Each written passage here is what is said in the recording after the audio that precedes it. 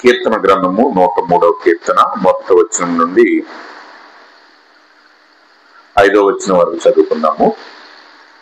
కీర్తన గ్రంథము 103వ కీర్తన 1వ వచనం నుండి 5వ వచనం వరకు. నా ప్రాణమా యెహోవాను సన్నిధించుము, నా అంతరంగమునున్న సమస్తమా ఆయన పరిశుద్ధ నామమును సన్నిధించుము. నా ప్రాణమా యెహోవాను సన్నిధించుము, ఆయన చేసిన ఉపకారములలో దేనిని మరువకుము. ఆయన నీ దోషములన్నిటినీ క్షమించువాడు, నీ సంకటములన్నిటినీ కూర్చువాడు. సమాధిలో నుండి నీ ప్రాణమును విమోచించుచున్నాడు, కరుణా కటాక్షములను నీకు కిరీటముగా ఉంచుచున్నాడు. పక్షిరాజు యవనము వలె నీ యవనము క్రొత్తదగుచున్నట్లు మేలుతో నీ హృదయమును తృప్తిపరచుచున్నాడు. ప్రభు ఈ వాక్య భాగమును దీవించును గాక. ఆమేన్. తలలు వచ్చినట్లయితే చిన్న ప్రార్థన చేసుకున్నాం. మహాగణుడ, మహోన్నతుడ, సర్వాధికారి యేసు ప్రభువాని పరిశుద్ధమైన నామానికి స్తోత్రాలు తండ్రి. ఈ సాయంకాల సమయంలో ప్రభువా మరి యొక్క గృహంలో జరుగుతున్న ఈ కృతజ్ఞత కూడికను ఇంతవరకు మీరు ఆశీర్వాదకరంగా జరిగిస్తున్న విధానం బట్టి నీకు వందనాలు ప్రభువా. మరి కుటుంబము నాయన ఎన్నో శ్రమలు గుండా, ఇరుకులు గుండా, ఇబ్బందులు గుండా వెళ్ళినప్పుడు వాటన్నిటి మధ్య వారితో మీరు ఉండి ప్రభువా, వాటన్నిటి మీద వారికి విజయాన్ని మీరు అనుగ్రహించిన విధానం బట్టి నీకు స్తోత్రాలు తండ్రి. మరి ఎన్ని స్థితులు పరిస్థితులు ఎదురైనప్పటికీ బిడ్డలు ప్రభువా నీ యందు కలిగి ఉన్న ఆ గొప్ప విశ్వాసాన్ని బట్టి నీకు స్తోత్రాలు చెల్లిస్తున్నాం ప్రభువా.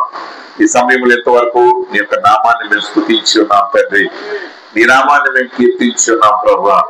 ఆయన సమస్త మహిమ ఘనత ప్రభావాలకు మీరు మాత్రమే అర్హులై ఉన్నారు తండ్రి. నిశ్చయంగా నాయన ఈ సమయంలో ప్రభువా నాయన నీ యొక్క వాక్యం కొరకు మేము కనిపించి ఉండగా ప్రభువా, నీ వాక్యం ద్వారా మాతో మీరు మాట్లాడండి.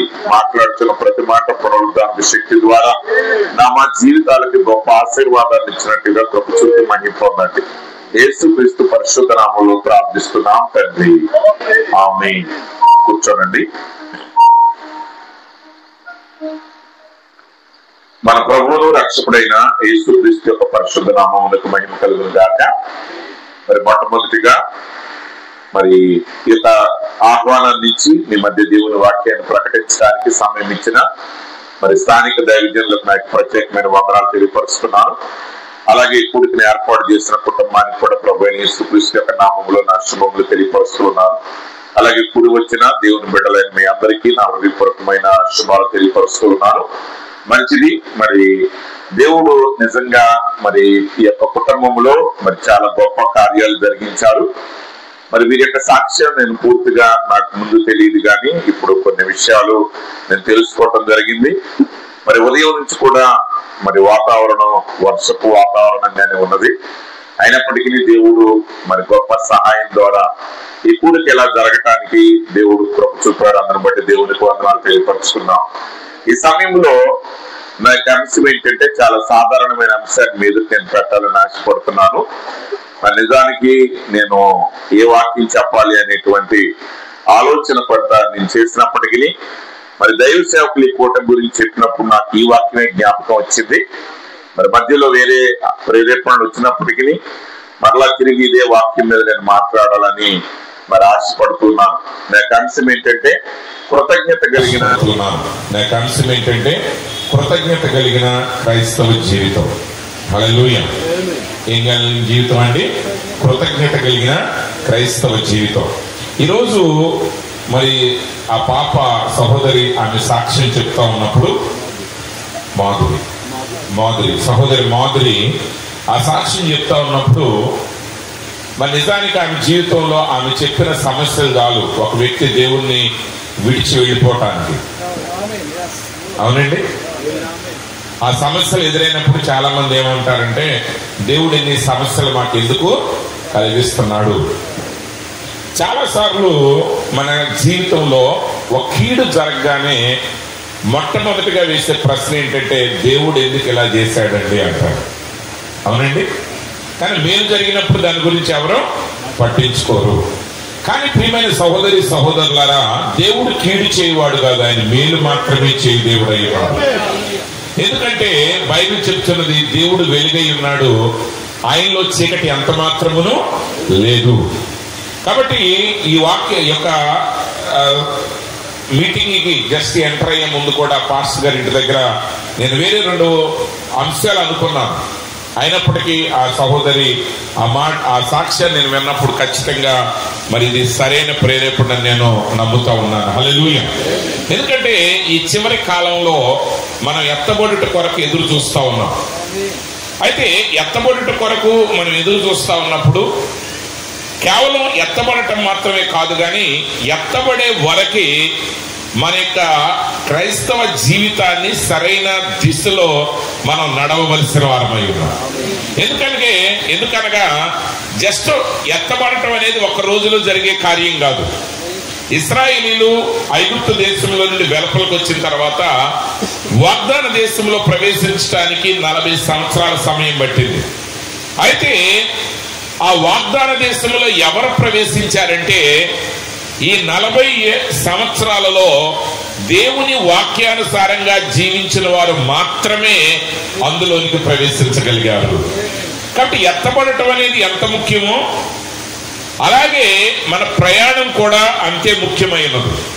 అయితే ఈ క్రైస్తవ ప్రయాణంలో నిజంగా క్రైస్తవులంగా మనం తెలుసుకోవాల్సిన విషయం ఏంటంటే మనము ప్రతి సమయంలో కూడా దేవుణ్ణి స్తుతించే వారిగా ఉండాలి, దేవుని నామాన్ని గణపరిచే వారిగా ఉండాలి. దేవుడు మనకు అనుగ్రహించిన వాటన్నిటిని బట్టి మనం ఎల్లప్పుడూ కూడా సంతృప్తిని కలిగి ఉండాలి. ఇక్కడ ఇంగ్లీష్లో ఏముందంటే bless the lord O my soul, అంటే దేవుణ్ణి ఆశీర్వదించు. తెలుగులో స్తుతించు అని ఉంటుంది, కానీ ఇంగ్లీష్లో ఆశీర్వదించమని ఉంటుంది. అయితే దేవుణ్ణి మనమేం ఆశీర్వదిస్తాం?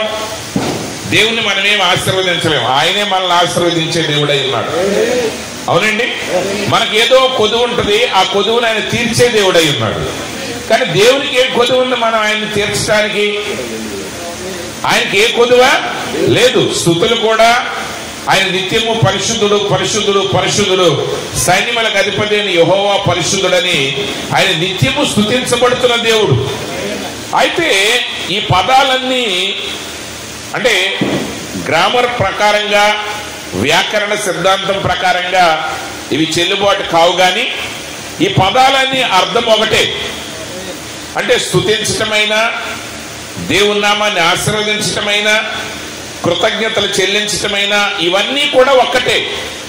కాబట్టి ఈరోజు ఒక నిజ క్రైస్తవుడు దేవుని వలన మనం రక్షించబడిన తర్వాత ఆ రక్షణను ఎలా కొనసాగించాలి? ఆ రక్షణ కొనసాగించాలంటే నువ్వు నిశ్చయంగా కృతజ్ఞత కలిగిన హృదయం కలిగి ఉండాలి.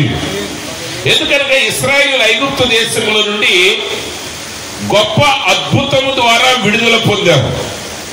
మహా గొప్ప అద్భుతం అది, ద గ్రేట్ డెలివరెన్స్. ప్రపంచంలో ఇంతవరకు ఎన్నడూ జరగని ఒక మహాద్భుతమైన కార్యం ద్వారా దేవుడు ఒక దేశాన్ని ఒక దేశంలో నుండి ఒకే రాత్రి విడుదల కలిగించాడు.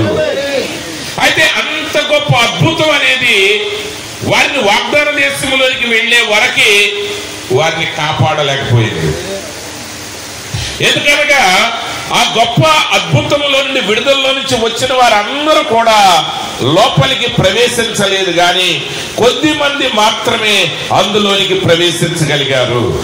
అందుకే ప్రవక్త ఒక వర్తమానాన్ని బోధించాడు, 1 in million, 10 లక్షలలో ఒకడు. ప్రవక్త దాన్ని 20 లక్షలను లెక్కేశారు, కానీ కొంతమంది హీబ్రూ పండితులు 60 లక్షల మంది అన్నారు. సరే, ఎన్ని లక్షల మంది అన్నామని జనాలు పెరిగినా వెళ్ళే వాళ్ళు అతి కొద్ది మందే ఉన్నారు. ఎందుకు అతి కొద్ది మందిగా ఉన్నారు? ఎందుకు అతి కొద్ది మందిగా ఉన్నారంటే ఈ క్రైస్తవ విశ్వాస జీవితంలో మన యొక్క గురిని, మన యొక్క వైఖరిని మనం సరిచూసుకోవలసిన వారమై ఉన్నాం. అదనైతే దేవుని ప్రవక్త ఏమన్నాడంటే, when you have a right mental attitude towards any promise of the world, దేవుని వాక్యంలో ఉన్న ఏ వాగ్దానం విషయంలోనైనా నువ్వు సరైన మానసిక వైఖరి కలిగి ఉన్నప్పుడు ఆ వాగ్దానం నీ జీవితంలో నెరవేరుతుంది. అంటే ఒక వాగ్దానం మనలో నెరవేరాలి అంటే మన యొక్క హృదయ వైఖరి సరిగా ఉండాలి, మన కార్యాన్ని చూసే విధానం సరిగా ఉండాలి.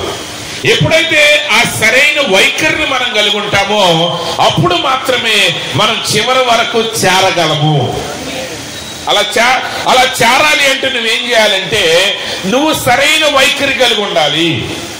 ఆ వైఖరి నువ్వు కలిగి ఉన్నప్పుడు సరైన దృక్పథాన్ని కలిగి ముందుకు సాగాలి. కాబట్టి ఇక్కడ దావీదు ఏమంటున్నాడంటే, నా ప్రాణమా యెహోవాను సన్నతించుము, నా అంతరంగమునున్న సమస్తమా ఆయన పరిశుద్ధ నామమును సన్నతించుము, నా ప్రాణమా యెహోవాను సన్నతించుము. కాబట్టి ఈరోజు దేవుడు మనల్ని రక్షించిన తర్వాత, దేవుడు మనల్ని విడుదలనిచ్చిన తర్వాత, మనం రక్షణ పొందుకున్న తర్వాత మన యొక్క జీవితం అనేది ఎలా ఉండాలంటే నిత్యము దేవుణ్ణి సన్నతించే వారిగా ఉండాలి. చాలాసార్లు ఏమవుతుందంటే ఈ పాటలు పాడినంతసేపు దేవుణ్ణి స్తుతిస్తారు, దేవుణ్ణి ఆరాధిస్తారు. ఈ ఆరాధన అయిపోగానే శపిస్తారు. మీటింగ్ ఇవాళ చాలా లేట్ అయిపోయిందండి, నాకు ములక్కాయ రాలేదు సాంబార్లో, లేకపోతే నాకు భోజనం లేటు అయ్యింది, ఎక్కువసేపు పాటలో పాడారు. ఏదో అంటే జస్ట్ ఇక్కడ నుంచి వెళ్ళక ముందే మనం సానుకూలమైన విషయాలు మాట్లాడటం మానేస్తాం, మనం నెగిటివ్ విషయాలు మాట్లాడటం ప్రారంభిస్తాం.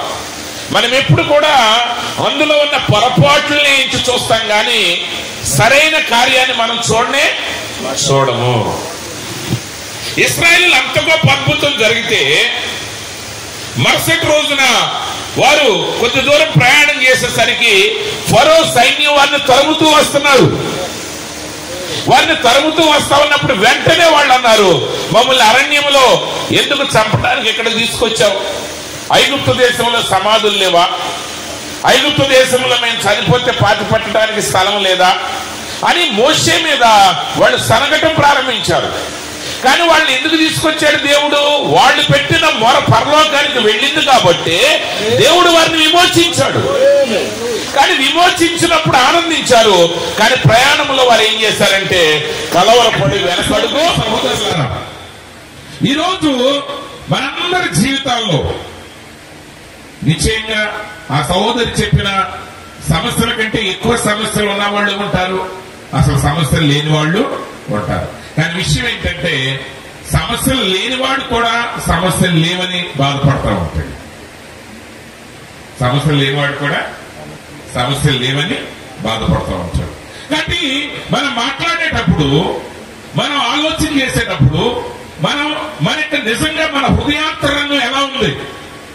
పాటలు పాడేటప్పుడు మంచిసేపు హల్లెలూయా స్తోత్రం యేసయ్యా నీకు వందనాలు అంటాం. కానీ నువ్వు ఒంటరిగా ఉన్నప్పుడు, లేదు నువ్వేదో పనిలో ఉన్నప్పుడు, లేదు నువ్వు ప్రయాణంలో ఉన్నప్పుడు, నువ్వు అనుకున్న పనికి కొంచెం ఆటంకం జరిగినప్పుడు, ఒకవేళ నువ్వు ఒక పని చేయబోతున్నప్పుడు, అనేకుల్ని అడ్డగించినప్పుడు నిజంగా నీ హృదయంలో నుండి అదే స్తుతి వినపడుతుందా? నిజంగా నీ శరీరము, ప్రాణము, ఆత్మ కూడా ఎల్లప్పుడూ ఆయన స్తుతిస్తూ ఉన్నదా లేదా అని మనం జాగ్రత్తగా పరిశీలించుకోవాలి. స్తుతి ఆరాధన అనేది కేవలం ప్రసంగానికి ముందు చేసేది కాదు. ఎల్లప్పుడూ నీ హృదయంలో నుంచి నీ యొక్క ఆలోచనలు, నీ తలంపులు, నీ ఉద్దేశాలు, ప్రతి స్థితిలో కూడా నువ్వు దేవుణ్ణి స్తుతించి ఆరాధించగలిగే వాడిగా ఉండగలగాలి. వెంటనే మోషే మీద అడిగారు, దేవుని మీద అడిగారు. మోషే దేవునికి మొరపెట్టినప్పుడు దేవుడు అన్నాడు మోషేతో, మోషే నేనెందుకు కంగారు పడుతున్నావు? మొరపెట్టిన నువ్వు మాట్లాడని చెప్పినప్పుడు మోషే ఏం చేశాడంటే ఆ రాత్రి అంతా అతని చేతిలో ఉన్న కర్రని సముద్రం వైపు చాపాడు. ఆయన ఇశ్రాయేలుతో అన్నాడు, మీరు ఊరకుండుడి, దేవుడు మీకు కలగజేయబోయే రక్షణను మీరు చూడండి. ఆ రాత్రి వేళ దేవుడు బలమైన గాలిని పంపించి ఎర్ర సముద్రాన్ని 2 పాయలుగా చేశాడు. ఆడిన నేల మీద వారు నడిచినట్టుగా వారు నడిచి వెళ్లిపోయారు. వారి శత్రువుల్ని దేవుడు హతము చేశాడు. వెంటనే అవతలికి వెళ్లి ఇంకా అప్పటికప్పుడే సంగీత పరికరాలు తీసుకుని యెహోవాని గానం చేసేదని ఏకముగా కూడా పెద్ద పాట పాడేశారు. చక్కగా చప్పట్లు కొట్టేశారు. ఆరాధన అంతా అయిపోయిన తర్వాత మంచినీళ్ళు కొట్టే మంచినీళ్ళు చేదుగా వచ్చింది. మన భక్తి చెడగొట్టని పెద్ద ఏమంటారు. ఇక్కడ ఎత్తబడుట గురించి ఎంత మాట్లాడినా కూర్చున్న తర్వాత భోజనంలో ఉప్పు ఎక్కువ తక్కువ అయింది అనుకోండి, ఇక మైండ్ లో అదే పోతాయి. బ్రదర్ చూసాను ఉప్పు ఎక్కువైంది, నేను ఆల్రెడీ చెప్పాను ఈ వంట ఎట్టగా బ్రదర్ వండాల్సింది, దీంట్లో ఎట్లా వేయాలి, ఏ ఐటమ్స్, అసలు ఆ వంటోడు మంచోడు, ఈ వంటోడు మంచోడు. అసలు సబ్జెక్ట్ ఏమైంది, అసలు దానికి అది అడ్రస్సే ఉండదు, ఇంకెళ్ళిపోయింది. ఇప్పుడు యెహోవాని గానం చేశాను, పెద్ద పాట పాడారు, పాట అయిన తర్వాత ఏమైంది, నీళ్లు చేతిగా వచ్చినాయి, వెంటనే సాంగ్ మారిపోయింది. ఎప్పటికప్పుడు పరగడుపు అంటారు, పెద్దోడు పెద్ద సామెత ఉంటుంది, ఎప్పుడు చూసిన వాళ్ళకి పరగడిపోయింది. ఆ పాట అయిపోయింది. ఇప్పుడు వాళ్ళు ఏం మాట్లాడుతూ మొదలు పెట్టారు, మరలా సన్నగట మొదలు పెట్టారు. మరలా ఏమైంది, మళ్ళీ దేవుడు ఒక అద్భుతం చేశాడు. ఇంకా అక్కడి నుంచి 40 సంవత్సరాలు వాళ్ళ ప్రయాణం ఎలా ఉందంటే, కాసేపు స్తుతించడం, కాసేపు సన్నగట. అందుకే బైబిల్ చెప్తుంది, అపోస్తలుడైన పౌలు గారు అంటాడు, వారిలో అనేకులు దేవునికి ఇష్టలు కాకపోయింది. వారు ఏమయ్యారు, దేవునికి ఇష్టలు కాకపోయారు. ఎందుకు ఇష్టలు కాకపోయారు దేవునికి? ఎందుకు కాకపోయారంటే వారు ఎల్లప్పుడూ కూడా మరి సడిగే వారిగా ఉన్నారు, ప్రభువుని శోధించే వారిగా ఉన్నారు. కానీ దావీదు అంటున్నాడు, నేను ఎల్లప్పుడూ ప్రభువుని స్తుతిస్తాను, ఎల్లప్పుడూ కూడా దేవుని కనపరుస్తాను. దావీదు యొక్క జీవితాన్ని మీరు గమనిస్తే, దావీదు రాసిన కీర్తనలకి దావీదు జీవించిన జీవితానికి అసలు పోలికుండదు. పౌలు గారి యొక్క పత్రికలు మీరు చదివితే, పౌలు గారు రాసిన పత్రికలకి ఆయన జీవించిన పరిస్థితులకు అసలు సంబంధమే ఉండదు. ఎఫెసీ పత్రిక ఆయన రాసినప్పుడు ఆయన 4 అడుగుల పొడవున్న జైల్లో ఉన్నాడంటాడు. పూర్వపు రోజుల్లో జైల్స్ ఎలా ఉన్నాయంటే ఇప్పుడున్న సౌకర్యాలు ఉండేవి కాదు. వర్షం వచ్చిన వాన వచ్చిన అందుట్లోనే పడిపోయాయి. అంటే అసలు ఇక్కడి నుంచి చెప్పడానికి వీలు కాని పరిస్థితులు. ఆయన చక్కగా పండుకోవటానికి కూడా వీలు లేని స్థలములో ఉన్నాడు ఆయన. అక్కడుండి యేసు క్రీస్తులో జగత్ పునాది వేయబడక మునిపే దేవుడు మన కొరకు దాచి ఉంచిన ఆ గొప్ప ప్రణాళికను గురించి ఆయన రాయటం మొదలు పెట్టాడు. ఆయన మాటలో ఎక్కడ కూడా అపోస్తలుడైన పౌలు గారి యొక్క పత్రికలు మీరు చదువుతున్నప్పుడు ఆయన పడిన బాధల గురించి, ఆయన పడినటువంటి ఇబ్బందుల గురించి ఎక్కడ కూడా మీకు వినబడదు. ఆయన జీవితాన్ని చూసి అనేకులు అనుకుంటారు, చాలా అత్యున్నతమైన సౌకర్యవంతమైన జీవితాన్ని పౌలు గారు జీవించాడు అనుకుంటారు. కానీ లోక సంబంధంగా అతి తక్కువ వనరులు కలిగిన జీవితాన్ని ఆయన జీవించాడు. కానీ అత్యున్నతమైనటువంటి ఆశీర్వాదాల గురించి ఆయన మాట్లాడటం జరిగింది. అంటే ఆయన మాటల్లో ఎక్కడ కూడా మీరు సణుగుట గాని, ఎక్కడ కూడా ప్రభు మీద ఆయన బాధపడటం గాని ఆయన మీరు ఎక్కడ విననే వినరు. అలా వినరు కాబట్టి ఆయన అంటాడు ఒక మాట, నా పరుగును తొదముట్టించితని, నా విశ్వాసాన్ని నేను కాపాడుకున్నాను. ఈరోజు అపవాది మన మీద ఎంత తేలికగా విజయాన్ని సాధిస్తాడంటే, చిన్న చిన్న సమస్యలు కాదు మనకి. ఈరోజు ప్రజలు చెప్పాలి అంటే, ఈరోజు క్రైస్తవ్యం కూడా ఎలా తయారైందంటే భౌతిక పరమైన ఆశీర్వాదాల మీద ఎక్కువ దృష్టిని వాళ్ళు పెడుతున్నారు. దానివల్ల ఏమవుతుంది, ప్రస్తుత కాలం చెప్పాలి అంటే శరీరాశ నేత్రాశ కంటే కూడా జీవపు డంబం మీద మనుషులు దృష్టిని పెట్టారు. మనుషులకు ఏదైనా లార్జ్ స్కేల్ కావాలి. ఏం కావాలంటే ఏదైనా లార్జ్ స్కేల్ అంటే చాలా భారీగా, ఏంటంటే భారీ కావాలి. కానీ దేవుడు భారీగా ఉన్న వాటిలో ఉండడు, విశ్వాసం కలిగిన వాటిలో ఉంటాడు. 5,000 మంది పురుషులు ఉన్నారు, స్త్రీలు పిల్లలు కలిపి లెక్కేస్తే 25,000 మంది ఉంటారు. వాళ్ళకి భోజనం పెట్టాలన్నప్పుడు ఒక చిన్న పిల్లవాడి దగ్గర 5 రొట్టెలు 2 చిన్న చేపలు ఉన్నాయి. వాటిని ఆయనకి ఇస్తే బైబిల్ ఏం చెప్తుందంటే, ఆయన వాటిని తీసుకుని కృతజ్ఞతాస్తుతులు చెల్లించి వాటిని విరిచి తన శిష్యులకి ఇచ్చాడు. మనం ఏం చెప్తాం? ఒకసారి ఒక అన్నగారు తమ్ముడికి బట్టలు తీసుకెళ్ళాడండి. తమ్ముడికి బట్టలు తీసుకెళ్ళాడు. ఆ తమ్ముడి గారు ఆ బట్టలు చూసి చి అన్నట్టుగా అక్కడే పడేశాడు. అంటే అంటే అన్నగారేమో కొంచెం తక్కువ స్థాయిలో ఉన్నాడు, తమ్ముడు కొంచెం ఎక్కువ స్థాయిలో ఉన్నాడు. ఇప్పుడు నేను తీసుకెళ్ళిన బట్టలు ఆయనకి నచ్చరా, ఆయన స్టేటస్ కి సమానం అవలా. వెంటనే ఏం చేశాడు, దాన్ని ఒక తిరస్కారంతో పక్కన పడేశాడు. అప్పుడు ఆయన అన్నగారు అనుకున్నాడంట, జన్మలో వీడికి ఇంకా ఏ గిఫ్ట్ మనం ఇవ్వకూడదు అని ఒక నిర్ణయం తీసుకున్నాడు. నేను ఇంకొక వ్యక్తి సాక్ష్యాన్ని విన్నాను. ఆ వ్యక్తి చాలా పేదవాడు. అంటే అసలు పేదవాడు అంటే ఏదో భిక్షమెత్తేవాడు కాదు, కానీ కూలి పనులు చేసుకుంటే చాలా గ్రామంలో జీవిస్తున్నాడు. అయితే ఆయన రిలేషన్స్ లో కొంతమంది అత్యంత ధనవంతులు ఉన్నారు. అత్యంత ధనవంతులు, కోట్లకు పడగెత్తున్నాడు అన్నమాట. అయితే ఒకసారి వాళ్ళు ఆయన దగ్గరికి వస్తే, మరి ఆయన వాళ్ళకి బట్టలు పెట్టాలంటే వాళ్ళకి ఈయనేం బట్టలు పెడతాడు. అయినా సరే ఆయన ఏం చేశాడంటే ఏదో పెట్టాలి అని ఆయన ఆపేక్షతో చుట్టాలకి వీళ్ళందరికీ టవల్స్ తీసుకొచ్చాడండి. అందరికి ఏం తీసుకొచ్చాడండి, టవల్స్ తీసుకొచ్చి ఆ టవల్స్ ఇచ్చాడండి. వాళ్ళు అంత ధనవంతులైనా ఆ టవల్ తీసుకుని వెళ్ళి వాళ్ళు చక్కగా దాన్ని స్వీకరించి ఆయన కృతజ్ఞతలు చెప్పి వాళ్ళు చక్కగా దాన్ని వాడుకున్నారు. అప్పుడు ఆ వ్యక్తికి ఎలా అనిపిస్తుంది? ఎందుకు ఈ మాట నేను చెప్తున్నానంటే, క్రైస్తవ్యం అనవసరమైన వాటి మీద దృష్టి పెట్టి అసలైనటువంటి ఆధ్యాత్మికత మీద దృష్టిని కోల్పోతున్నారు. ఈరోజు మొన్న మధ్య నేను ఒక వార్తను విన్నాను. ఒక ఆమెంట అబ్బాయికో అమ్మాయికో మొదటి పుట్టినరోజు చాలా గ్రాండ్ గా చేస్తారండి. దానికంటే ముందు ఒక కథ చెప్తాను. అది రియల్ గా జరిగింది, కానీ దానికంటే ముందు చిన్నప్పుడే పెద్దలు కథలు చెప్పారు. కానీ కథలు విన్నా, సండే స్కూల్స్ విన్నా, పాఠాలు విన్నా అవి జీవితానికి మాత్రం ఎక్కట్లా మనకు వచ్చిన ప్రాబ్లం అది. ఆ కథ ఏంటంటే, ఒక ధనవంతుడు ఉండేవాడు అంటాడు, కొంచెం పిసినారు. అయితే వాళ్ళ దగ్గర ఒక పనివాడు ఉండేవాడు. అయితే ఆ పనివాడు ఒక రోజు చేపలో వండుకున్నాడు. ఆ చేపలో ఆ వాసన చాలా దూరం వెళ్ళింది, మంచిగా ఉంటుంది అనుకుంటా ఆయన భార్య.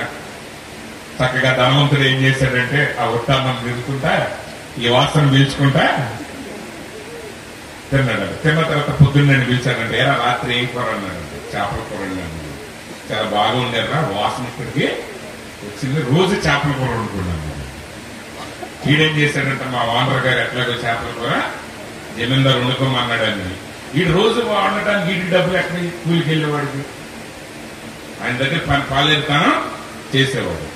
వీడేం చేశాడు, మా ఓనర్ గారు వండుకోమన్నాడు కదా అని వీడు అప్పు తెచ్చి వండటం మొదలు పెట్టాడంట. నెలాఖరికి వచ్చేసరికి ఇక అప్పు తెచ్చే పరిస్థితి కూడా లేదు. ప్లస్ రెండోది అప్పిచ్చిన వాళ్ళు ఇంటికి రావడం మొదలు పెట్టారు. అప్పుడు వాడావిడందంట, జమీందారు గారే కదా వండుకోమన్నది, రోజు వెళ్ళి ఆయన్ని అడగమన్నారు. ఆయన వెళ్ళి అడిగాడంట, ఏమంటే జమీందారు గారు, రోజు మరి మీరు చేపలు వండమన్నారు, నేను రోజు చేపలు వండుకున్నామంటే ఆయన అన్నాడంట, నేను డబ్బులు ఇస్తానని చెప్పాను కదా, కూర బాగుందో రోజు వండి తినండి అన్నాను, మిమ్మల్ని తినమన్నాను కానీ నాకేమన్నా పెట్టమన్నాను. అప్పుడు రాజు గారి దగ్గరికి వెళ్ళిందంట కేసు.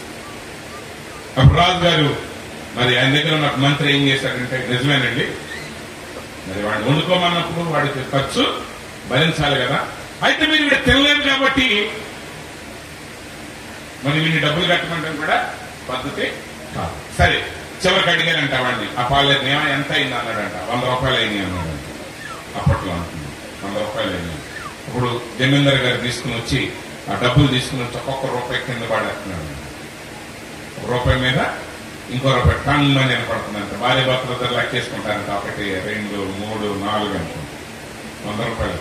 అప్పుడు మంత్రి గారు అడిగారంటే, ఏమైనా ఆ డబ్బులు శబ్దం అంటే మీరు విన్నారా, లెక్కేశారంటే విన్నామండి, 100 రూపాయలు సరిపోయింది. అయితే ఓకే, ఆయన మీ చేపల వాసన చూశారు, మీరు ఆయన డబ్బులు శబ్దం విన్నారు, చెల్లుకు చెల్లిపు అన్నాడు. ఈ డబ్బు మాత్రం అట్లాగే. రీసెంట్ గా ఒక ఆమె ఆ భర్తను పీడించి, ఆడవాళ్ళు మామూలుగా ఉంటారు కానీ పీడించేటప్పుడు మాత్రం ఒకసారి పీకేస్తారు. అది అండి, మరి ఏమందో ఏంటో కానీ దెబ్బకెళ్ళి 4 లక్షలు అప్పు చేసి మొదట పుట్టినరోజు చేశాడంట. చేయగానే అందరూ ఏమంటారు, చేపల కూర బాగుందమ్మా రోజు వండుకోండి అంటారు. వాళ్ళు అన్నారంటే అసలు ఎలాంటి బర్త్డే ఫంక్షన్ మన ఊర్లో కానీ మన కులంలో కానీ మన కుటుంబంలో కానీ ఎవరో చేయలేదు, మీరు అంత గ్రాండ్ గా చేశారు అన్నసరికి మేము అప్పటి నుంచి చెప్పడం మొదలు పెట్టిందంటే ఈ సంవత్సరం ఏం చూసారిపోయింది, వచ్చే సంవత్సరం ఇంకా గ్రాండ్ గా చేయబోతున్నాం అని ముందు నుంచే చెప్పడం మొదలెట్టిందంట.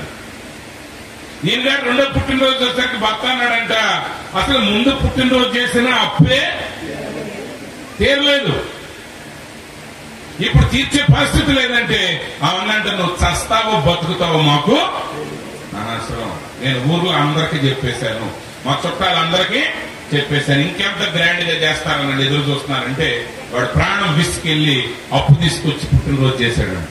కానీ 2 అప్పులు తీర్చలేక ఒక రోజు ఈ లోకాన్ని విడిచి వెళ్ళిపోయాడు. విడిచి వెళ్ళిపోతే ఆడెళ్ళిపోతే అప్పులు ఎక్కడికి వెళ్తాయి? 4 రోజులు ఆగారంట దిన కార్యక్రమాలు అయ్యేదాకా. మళ్ళీ అప్పులోడు వచ్చి ఈ మీద పడతాం ప్రారంభించాడు. ఇప్పుడు ఆమె ఏం చేసిందంటే ఆ బిడ్డను చంపుకుని ఆమె కూడా చచ్చిపోయి లోకం నుంచి వెళ్ళిపోయింది. దేనికి? జీవపు డంబం. ఈరోజు క్రైస్తవులు ఎట్ట తయారయ్యారంటే పుట్టినరోజు ఫంక్షన్ 10 లక్షలు పెట్టి చేసి దేవునికి మహిమకరంగా జరిగి పుట్టినరోజు. నువ్వు 10 లక్షలు పెట్టి పుట్టినరోజు చేసుకుంటే, నువ్వు 50 లక్షలు పెట్టి పెళ్లి చేసుకుంటే దేవునికి మహిమ ఎక్కడుంది? అక్కడ నువ్వు ఒక ఆత్మను రక్షించినప్పుడు దేవునికి మహిమ. నువ్వు ఎప్పుడు దేవునికి మహిమ కలుగుతుంది? ఏ పరిస్థితుల్లోనైనా నువ్వు నిలబడి దేవుని కొరకు నిలబడినప్పుడు, దేవుని స్తుతించి ఆరాధించినప్పుడు ఆయనకి మహిమ కలుగుతుంది. అంతేకాని నువ్వు లోకంతో ఆడంబరాలకు వెళ్ళినప్పుడు కాదు. అందులో దావీదు అంటాడు, ఆయన గొర్రెలు కాసుకునే సమయంలో కూడా ఆయన అంటాడు, కృపా క్షేమము నన్ను వెంబడించును. 23వ కీర్తన రాజు అయినప్పుడు రాయలేదు. నేను చాలా కాలం అనుకునేవాడు దావీదు రాజు అయిన తర్వాత రాశాడు. కానీ 23వ కీర్తన దావీదు ఎప్పుడు రాశాడంటే తండ్రి ఇంటి వారి చేత కూడా విడవబడి హీనంగా ఒక చిన్న పనిలో ఆయన పెట్టబడిన కాలంలో ఆయన రాశాడు, కృపాక్షేమమే నన్ను వెంబడిస్తుంది. ఈరోజు కృపాక్షేమం కలిగి కూడా మనం ఇంకా సమస్యలను వెతుకుతాం. నిజంగా 25,000 మందికి భోజనం పెట్టాల్సి వచ్చినప్పుడు ఆ కొద్ది వనరులు ఏ పాటివండి.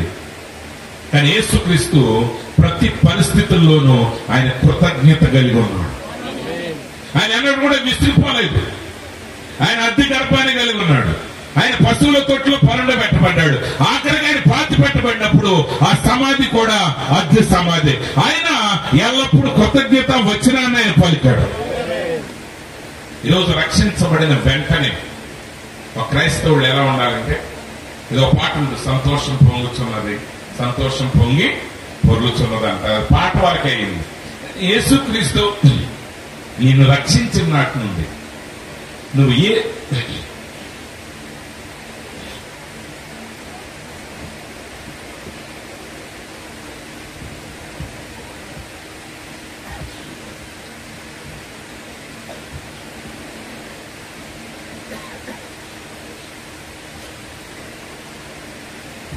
యేసుక్రీస్తు నిన్ను రక్షించిన నాటి నుండి ఆ సంతోషం ఎల్లప్పుడూ ఉబుకుచూ ఉండాలి నీ హృదయంలో. ఆ ఆనందం ఎప్పుడు కూడా ఉబుకుచూ ఉండాలి. బయట పరిస్థితులు మారిపోతాయండి. ఎప్పుడు కూడా ఒకే రకమైన పరిస్థితులు ఉండవు. ఉంటే నీకు దేవుడు ఎలా బహుమానం ఇవ్వాలి? యేసుప్రభు అన్నాడు, నేను లోకమును జయించితిని, నేను లోకమును జయించిన తండ్రి సింహాసనం మీద ఆశ్రయుడై ఉన్నాను. నా యందు విశ్వాసం ఉంచిన వాడును లోకమును జయిస్తాడు, అతడు నాతో పాటు నా సింహాసనం మీద ఆశ్రయుడై ఉంటాడు. నువ్వు దేవుని సింహాసనం మీద ఆశ్రయుడు అయి ఉండాలంటే ఖచ్చితంగా నిరుత్సాహాల గుండా నువ్వు ప్రయాణం చేస్తా ఉండాలి. శ్రమల గుండా నువ్వు ప్రయాణం చేస్తా ఉండాలి. కొన్నిసార్లు నువ్వు సమృద్ధిని కలిగి ఉంటావు, కొన్నిసార్లు నువ్వు లేమిని కలిగి ఉంటావు, కొన్నిసార్లు ప్రజలు నిన్ను గనపరుస్తూ ఉంటారు, కొన్నిసార్లు ప్రజలు నిన్ను తిరస్కరిస్తూ ఉంటారు. కానీ బయటవి ఏవి కూడా నీ హృదయాంతరంగా ఉన్న సమాధానాన్ని మాత్రం కదపకూడదు. కదపగలిగాదా నువ్వు క్రైస్తవుడు కాదు. క్రైస్తవ జీవితం అనేది మాటలు తేలిక, ప్రసంగం చేయటం చాలా తేలిక, కానీ జీవించటంలో ఉంది. నేను ఒక పుస్తకం చదివాను. ఆ పుస్తకం పేరు ఏంటంటే ద ఐ ఆఫ్ స్టార్మ్. అంటే తెలుగులో దాని అర్థం ఏంటో తెలియదు, నేను కనుక్కోవాలి. అదేంటంటే ఒక పెద్ద తుఫాన్ వచ్చేటప్పుడు అంటే ఆ సుడి వేస్తుంది కదా, ఆ సుడిగాలిని బట్టి, ఆ సుడి తిరిగే దాన్ని బట్టి తుఫాన్ అనేది ప్రభావం చూపిస్తూ ఉంటుంది. అందుకే వాతావరణంలో చెప్తా ఉంటారు, ఇదిగో పలానా ప్రాంతంలో బంగాళాఖాతంలో సుడిగుండం ఏర్పడింది, అల్పపీడనం ఏర్పడింది. ఆ సుడిగుండం ఏర్పడినప్పుడు అది ఏంటంటే అది అక్కడ ఏర్పడిన దగ్గర నుంచి ఇక చుట్టూ ఉన్న వాతావరణం అంతా చెడగొడతా ఉంటుంది. మబ్బుగా మేస్తుంది, వర్షాలు పడతాయి, పెద్ద పెద్ద పెనుగాలులు వస్తూ ఉంటాయి, చెట్లు పుట్లన్నీ పేలిపోతా ఉంటాయి, రకరకాల ఘోరాలు జరుగుతూ ఉంటాయి. అది ఏం చేయాలంటే అది వడి వేసి వేసి వేసి ఎప్పటికో కొన్నిసార్లు ఒక్క రోజు బయటకు వస్తుంది, కొన్నిసార్లు 3-4 రోజులు అది పడుతుంది. ఆ లోపల ఏర్పడిన సుడి సాయంత్రం ఒడ్డుకొచ్చే వరకే అది సముద్రాన్ని అల్లకల్లోలం చేస్తానే ఉంటుంది. కొన్ని కిలోమీటర్ల వరకు భూమి మీద కూడా అల్లకల్లోలం జరుగుతూ ఉంటుంది. అయితే ఆ సేవకుడు ఏం చెప్పాడంటే ఆ సమయంలోనంట సురక్షితమైన ప్రాంతం ఏంటంటే ఆ సుడిగుండం మధ్యలో సురక్షితంగా ఉంటుందంట, అక్కడ ప్రశాంతంగా ఉంటుందంట. దాని ప్రభావం బయట ఎంతన్నా ఆ సుడి లోపల మాత్రం చాలా నిశ్చలంగా ఉంటుంది. క్రైస్తవ జీవితం ఏంటంటే బయటికి ఎన్ని తుఫానులు వచ్చినా ఆ ప్రశాంతత కలిగి ఉండాలి. అయితే అది మనం చెప్తే వచ్చేది కాదు, అది నువ్వు ఎప్పుడు వస్తుందంటే ఆ 3వ గదిలో అతి పరిశుద్ధ స్థలంలో యేసు క్రీస్తుతో నువ్వు వ్యక్తిగతమైన సంబంధాన్ని కలిగి ఉన్నప్పుడు మాత్రమే ఇక ఏ పరిస్థితి నిన్ను కలవరపరచు. కొంతమంది భక్తుల జీవితాలు చదువుతున్నప్పుడు బైబిల్ గ్రంథంలో, కొంతమంది పరిశుద్ధుల జీవితాలు చదువుతా ఉన్నప్పుడు ఆ పరిస్థితుల మధ్య వారు ఎలా నిలబడ్డారు.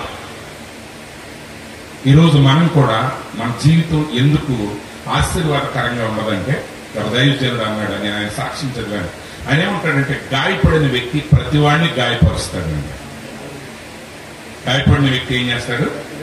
ప్రతివాడిని గాయపరుస్తాడు. ఇప్పుడు సాతానుడు దేవుని మీద తిరుగుబాటు చేశాడు. ఆ తిరుగుబాటు చేసినోడు ఏం చేశాడంటే వాడి బోధల ద్వారా 3 వంతుల్లో 2 వంతులు దూతల్ని చెడగొట్టేసింది. అంటే వాడి మాటలు ఏం చేసినాయి, వాడి మాటలు వాడు విని ఆ దూతలు కూడా ఏమయ్యారంటే పతనమైపోయారు. అంటే ఆ పరలోకము నుండి దూతలు పతనమవటం గల కారణం ఏంటంటే పడిపోయిన వాడి మాటలు వినుట వల్ల. వాడి యొక్క మాటలు వాళ్ళు ఏం చేసినాయి, పడిపోయినాడు పడిపోవటమే చేయగలడు కానీ వాడు లేపటం వాడి వల్ల కాదు.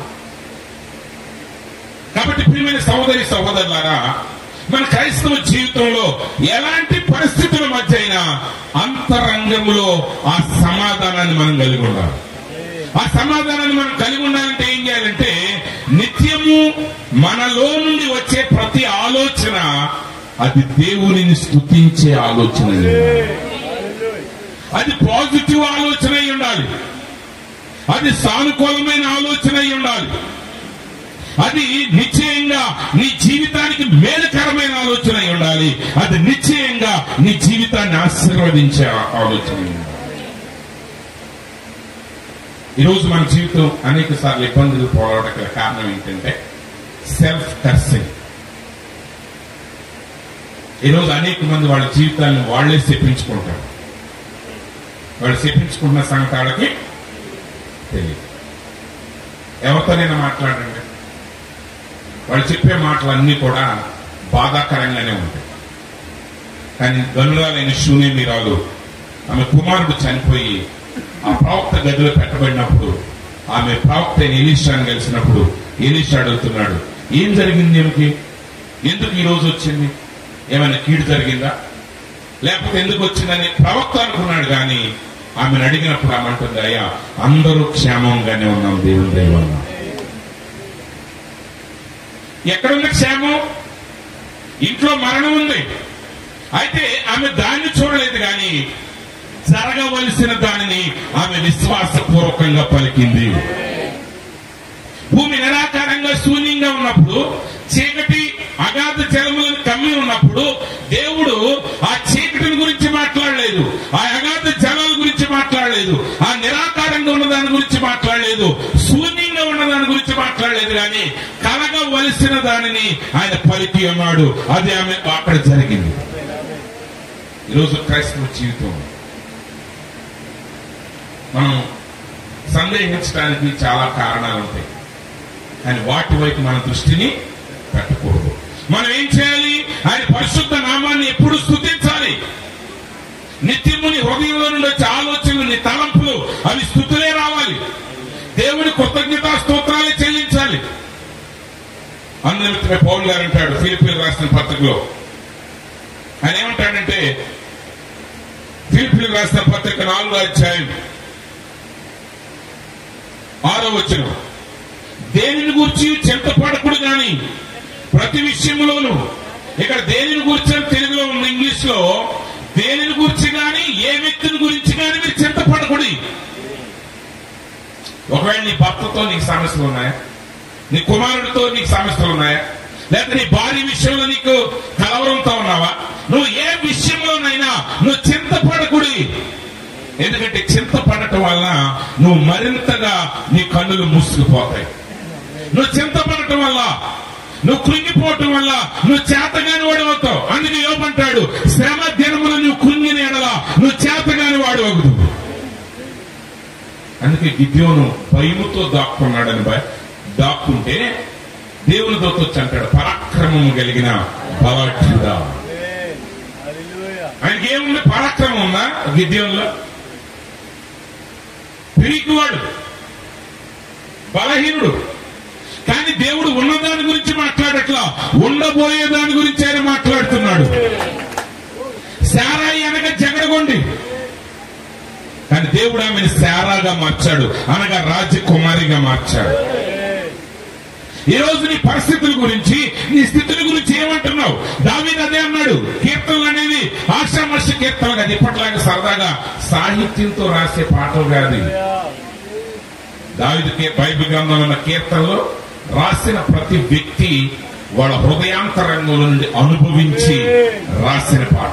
అవి వాళ్ళ జీవిత అనుభవాలు, వాళ్ళ జీవిత అనుభవాలు. అంతేగాని ఏదో ట్యూన్ చూసి ట్యూన్ బట్టి పదాలు కలిపి ఏదో సినిమా పాట విన్నప్పుడు ప్రేరేపణ కలిగి రాసుకునే కాదు,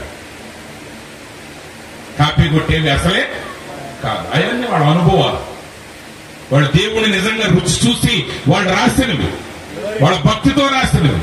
మీరు 23వ కీర్తన మరలా చదవండి. మీరు ఇంటికి వెళ్ళి ఒకసారి ఆలోచన చేయండి. అడవిలో తండ్రి అన్నలేమో పెద్ద పెద్ద ఉద్యోగాలు ఉన్నారు, సైన్యంలో పెద్ద ఉద్యోగాల్లో ఉన్నారు. ఆ కుటుంబంలో పుట్టి మరి ఒక గొర్రెలు కాసుకుంటే అరణ్యంలో ఉండాల్సిన అవసరం ఏంటి దావీదుకి? నిజంగా ఎంతో మంది పనివాళ్ళు ఉన్నారు తండ్రికి, ఆ పనివాళ్ళని పెట్టొచ్చు. నిజంగా చెప్పాలంటే సౌలు వచ్చినప్పుడు, సమూయేలు ప్రవక్త వచ్చినప్పుడు దావీదును మర్చిపోయాడు తండ్రి. 7 అన్నలు తీసుకొచ్చాడు, అన్నాడు 7వ వాడు అయిపోతే ఇక అయిపోయారయ్యా నా కుమారులు, అయితే దేవుడు నీతో మాట్లాడింది సరైన విషయం కాదన్నాడు. అప్పుడు సమూయేలు అంటాడు, ఏమా ఇంకెవడన్నా కొడుకులు ఉన్నాడని జాగ్రత్తగా ఒకసారి జ్ఞాపకం పెట్టుకో అన్నప్పుడు ఆయన లెక్కే సరిలేదు. అప్పుడు ఉన్నాడు కదా, వాడు ఎందుకు పనికిరాడనండి, గొర్రెల కాడ పెట్టామయ్యా, వాడు వచ్చిన ఉపయోగం. అలాంటి స్థితిలో ఒక వ్యక్తి యొక్క జీవితం ఎలా ఉంటుందో ఆలోచన చేయండి. ఎంత వేదనతో ఉంటాడు, ఎంత నిరాశతో ఉంటాడు, ఎంత నిస్పృహతో ఉంటాడు, ఎంత వేదనతో క్రోధంతో ఉంటాడు. తండ్రి నీ అమ్మాయిలు కాస్త ఎక్కువ ఇచ్చి నీకు ఇవ్వకపోతే ఎట్లుంటాడు? మీ ఇద్దరు అమ్మాయిలకి మంచి ఇల్లు ఇచ్చి నీకు మామూలు ఇల్లు ఇచ్చాడు అనుకోండి, అక్కడే అసలు అంతే, అక్కడ ఘోరాలు నేరాలన్నీ జరిగిపోతుంది. దేనికైనా చెల్లిస్తారు. ఇప్పటికి నేను మర్చిపోలేను ఒక సంఘటన. ఒక ఊర్లో 150 ఎకరాలు ఉంది, ఒకే బిట్టు ఏంటంటే 150 ఎకరాలు, 3 అన్నదమ్ములు పంచుకున్న తర్వాత వచ్చిన ప్రాబ్లం ఏంటంటే, మా ఏరియాలో ఇప్పుడంటే మీకంటే కాలంలో ఉంటాయి, బావులు ఉంటుంది. ఆ ఏరియాలో ఏంటంటే బావుల మీదే వ్యవసాయం, మా కాలంలో ఎక్కువ ఉండవు. ఈ బావి తవ్వినప్పుడు ఏముందంటే ఒక కొండంత మట్టి వచ్చి పడుతుంది. అది ఒక 20 సెంట్లు 30 సెంట్లు ఆక్రమించిందంట అది. అయితే దాని మీద ములక చెట్లు, మంచి టేస్టీ ములక చెట్లు అంట. ఆ ములకాయలకు మంచి పేరు అంట. అన్నదమ్ములు ఈ 50 ఎకరాలు 50 ఎకరాలు పంచుకున్న తర్వాత ఈ 15-20 సెంట్ల దగ్గర గొడవ వచ్చి అక్కడికక్కడే పొడుచుకు చచ్చిపోయాడు. జస్ట్ అంతే, అనుభవించుకుని కూడా పంచుకున్నారు, మొలక చెట్టు దగ్గర గొడవ వచ్చింది, అయిపోయింది. మరి దావీదు ఎలాంటి స్థితి కలిగి ఉండాలి? కానీ ఆయన హృదయంలో ఏముంది? ఆయన అన్నాడు, యెహోవా నా కాపరి, నాకు లేమి లేదు, నేను అసలు దేన్ని కోరుకోను, నేను సమృద్ధిని కలిగి ఉన్నాను, నేను ఆశీర్వదించబడ్డాను, నిత్యము నేను దేవుని మందిరంలో నివసిస్తాను, నా జీవితంలో ఎప్పుడు మేలే జరుగుతుంది, నా జీవితంలో ఎప్పుడు ఆశీర్వాదమే ఉంటుంది, నా జీవితంలో ఎప్పుడు కృపే కలుగుతుంది అని ఆయన దేవుని స్తుతించాడు. ఆ పాట నోట్లో నుండి పాడిన పాట మాత్రమే కాదు, కానీ అది దావీదు యొక్క శరీర ప్రాణాత్మల యొక్క పాట ఉన్నది. అందుకే దావీదు అంటున్నాడు, నా ప్రాణమా, నా అంతరంగమా, నా అంతరంగంలో ఉన్న సమస్తం పోల్చుకున్నాడు. పోలవటం అనేది పెద్ద జబ్బు. క్రైస్తవ జీవితంలో అసలు ఉండకూడదు పోలిక. దేవుడు నీకు ఏ కృపనిచ్చాడో ఆ కృపలో నిలిచి నువ్వు ఉన్న దానిని బట్టి సంతృప్తి కలిగి ఉండు. అప్పుడు దేవుడు నిన్ను ఆయన కోరిన స్థలానికి తీసుకెళ్తాడు. అది నువ్వు కోరిన స్థలం కాకూడదు, అది ఆయన కోరుకున్న స్థలమే. అప్పుడు మాత్రమే ఆ ఆశీర్వాదం నీకు నిజంగా ఆశీర్వాదాన్ని ఇస్తుంది. ఒకవేళ లోక సంబంధమైన ఆశీర్వాదాలు పొందుకున్నా దానివల్ల ఉపయోగం ఏముంది? దేవుడు నిన్ను ఆశీర్వదిస్తాడు, దాంట్లో ఏ ఇక్కట్లో ఉండవు.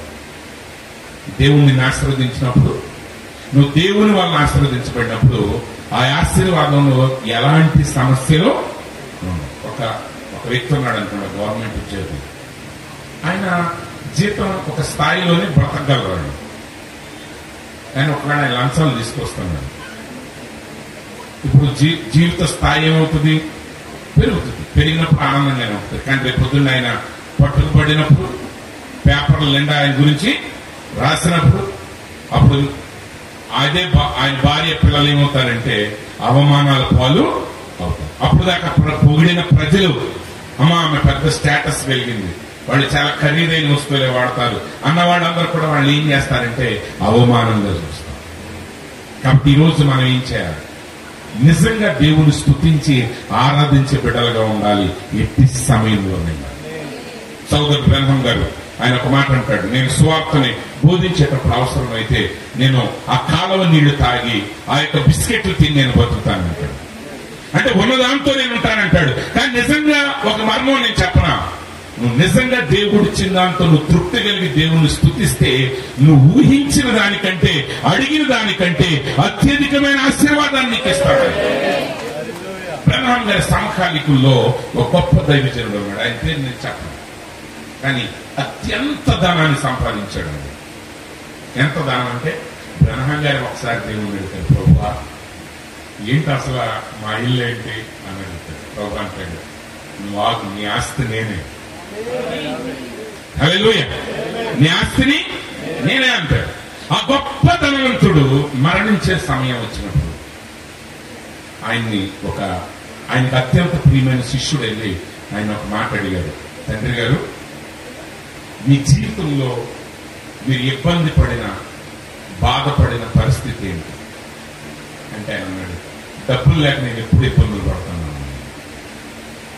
డబ్బులు లేక మరి ఆస్తి అంతా ఏంటి, సంపాదించినంత ఏమైంది?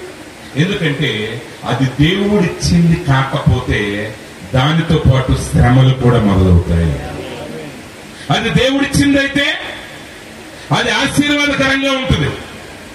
ఆయన చనిపోయిన తర్వాత ఆయన ఆస్తులన్నీ బ్యాంక్స్ తీసేసుకున్నాయి, ఆయన ఆస్తులన్నీ ఫైనాన్షియల్ ఇన్స్టిట్యూట్స్ కి వెళ్ళిపోయినాయి ఎక్కువగా.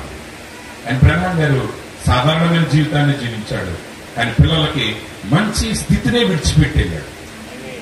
అంటే వాళ్ళేం రాక్ ఫెల్లర్స్ లేకపోతే మైక్రోసాఫ్ట్ అధినేతకు ఉన్నంత డబ్బేం లేదు, కానీ ఒక అన్న వస్త్రాలకి లేదా ఏదో ₹1 లేదు అని బాధపడాల్సిన స్థితి అయితే లేదు. ఎందుకని? దేవుని చిత్తాన్ని నెరవేర్చిన వాడు ఎప్పుడూ ఆశీర్వదించబడే ఉంటాడు. సణిగేవాడు ఏమీ లేకుండా పోతాడు. సణిగేవాడు లేనప్పుడు సణుగుతానే ఉంటాడు, వాడు ఎదురు పెట్టబడిన తర్వాత సణుగుతానే ఉంటాడు. వాడి జీవితం అంతా సణుగుడు పాడే ఉంటుంది. వాళ్ళ మాటలు విన్న వాళ్ళందరూ కూడా ఏమవుతారంటే వాళ్ళు కూడా శపించబడిన వారిగా మారుతారు.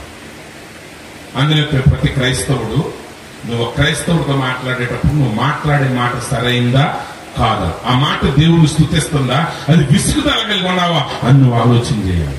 అందుకే మలాకి గ్రంథంలో ప్రభు అంటాడు, దేవుడు సేవ చేయటం వ్యర్థం అని, నీతిగా బతకటం వ్యర్థం అని, దేవుడు అన్యాయస్తుల్ని ఆశీర్వదిస్తున్నాడని మీరు మాట్లాడుకుంటున్నప్పుడు నేను ఆలకించలేదా అంటున్నాడు. కొన్నిసార్లు చాలా మంది చీప్కు మాట్లాడు.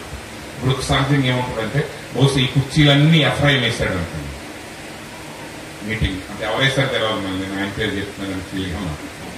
ఈ కుర్చీలన్నీ అన్ని సెటప్ ఎఫ్ఐఎం చేశారు. కానీ లాస్ట్ మూమెంట్ లో నేను వచ్చే టైంకి కుర్చీ ఎవరు తీసుకొచ్చారు, విలియం తీసుకొచ్చారు. పాస్టర్ గారికి తెలియదు, మన విలియం చాలా మంచోడండి, ఈ కుర్చీలన్నీ వేసాడు, దేవుడు ఆ బిడ్డని దీవించింది కాకండి. అనగానే ఎఫ్ఐఎం గారు ఏం చేసేస్తారు, అనవసరం అండి సేవ చేయకుండా ఎంత వేస్ట్, ఈ కుర్చీలు వేసింది నేనైతే ఆడేవాడికో ఆశీర్వాదం వచ్చింది. నువ్వు కంగారు పడక్కర్లేదు, నువ్వు ఆ బాధ కూడా పడాల్సిన అవసరం లేదు. దేవుడు నీకు అప్పచెప్పిన పని చేయి. తగిన సమయం వచ్చినప్పుడు సమస్తాన్ని చూస్తున్నవాడు దేవుడై ఉన్నాడు. నేను సమస్తాన్ని చూసేవాడిని కాకపోవచ్చు, నేను చూడలేను, కానీ సమస్తాన్ని ఎరిగిన వాడు ప్రభు అయి ఉన్నాడు. నువ్వు ఇక్కడ నా మాట ముఖ్యం కాదు, నిన్ను నీ తరాన్ని ఆశీర్వదించేవాడు దేవుడు అయినాడు. కాబట్టి ప్రభా నాకు మనుషుల ఘనత రాకపోయినా సరే ఆ పని చేసే కృపనిచ్చావు నువ్వని నువ్వు దేవుని స్తుతించగలిగితే అప్పుడు అపవాది నీ జీవితంలో చోటు రాలేదాడు. బైబిల్ చెప్తుంది, వాళ్ళు సన్నుగుట్ట వల్ల నశించి తిరిగి, వాళ్ళు శోధించుట వల్ల నశించి తిరిగి. ఈరోజు ఇది చాలా మంచి అంశంలాగా మీకు అనిపించవచ్చు, అనిపించకపోవచ్చు, కానీ నిజంగా మీ జీవితాన్ని కంప్లీట్ గా ఆశీర్వదించేది కృతజ్ఞత నిండిన హృదయం మాత్రమే. ఒక వ్యక్తి గుండె దెబ్బతిందనుకోండి, ఒక వ్యక్తి గుండె మూత్రపిండాలు దెబ్బతింటే బాడీ మొత్తం శిథిలమైపోతుంది ఆటోమేటిక్. ఖచ్చితంగా మిగతా అవయవాలు దెబ్బతింటే, ఎందుకు దెబ్బతింటే బ్రెయిన్ చచ్చుబడిపోయి రక్షణతో ఉన్నవాడు ఒళ్ళు కూడా దెబ్బతింది, కానీ ఆర్గాన్స్, కానీ గుండె కానీ మూత్రపిండాలు కానీ రెండు దెబ్బతిన్న వాడికి చనిపోతుంది. ఎందుకంటే గుండె అనేది అక్కడి నుంచే ప్రతి అవయవానికి జీవం ప్రసరిస్తుంది. మెదడు నుంచి జీవం వెళ్ళదు, ఆలోచనలు మాత్రమే వెళ్తాయి దానికి, కానీ జీవం వెళ్ళేది ఎక్కడి నుంచి? గుండె నుండి. కాబట్టి నీ హృదయాన్ని జాగ్రత్తగా కాపాడుకో, అక్కడ నుండి జీవ నదులు ప్రవహిస్తున్నాయని సామెత గ్రంథం చెప్తాం.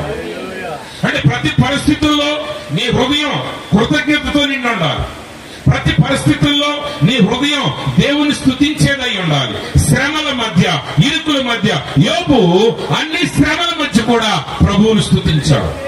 బైబిల్ చెప్తుంది, నోటి మాటల వలన కూడా యోబు పాపం చేయలేదు. సాతానుడు వల్ల గల యోబుని మాటల ద్వారా కూడా తప్పించలేకపోయాడు. ఆయన హృదయం కృతజ్ఞత. ప్రియమైన సహోదరి సహోదరుల, ఈరోజు ప్రతి పరిస్థితుల్లో ఒక విషయాన్ని గుర్తుపెట్టుకోండి, మన దేవుడు నీ జీవితంలో నువ్వు ఎదుర్కొనే సమస్యల కంటే ఆల్రెడీ ఇంకా గొప్ప కార్యాలను ముందే చేస్తున్నాడు.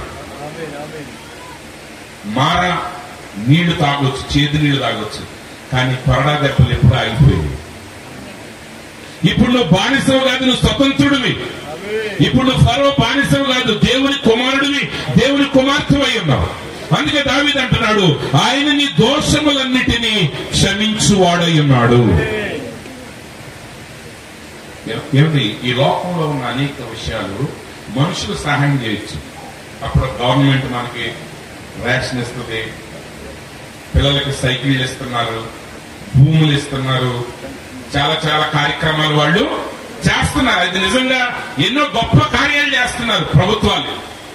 కానీ ఎవరు చేయలేని పని ఏంటి? నీ పాపములను క్షమించడం ఎవరి వల్ల కాదు. దేవుడు ఏం చేశాడు నీకు? ఎవరైనా నువ్వు పూరి గుడిసెలో ఉన్నప్పుడు, ఒకవేళ నువ్వు కష్టాల్లో ఉన్నప్పుడు నిన్ను ప్రశ్నించవచ్చు, లేదా ప్రశ్న నీకే రావచ్చు.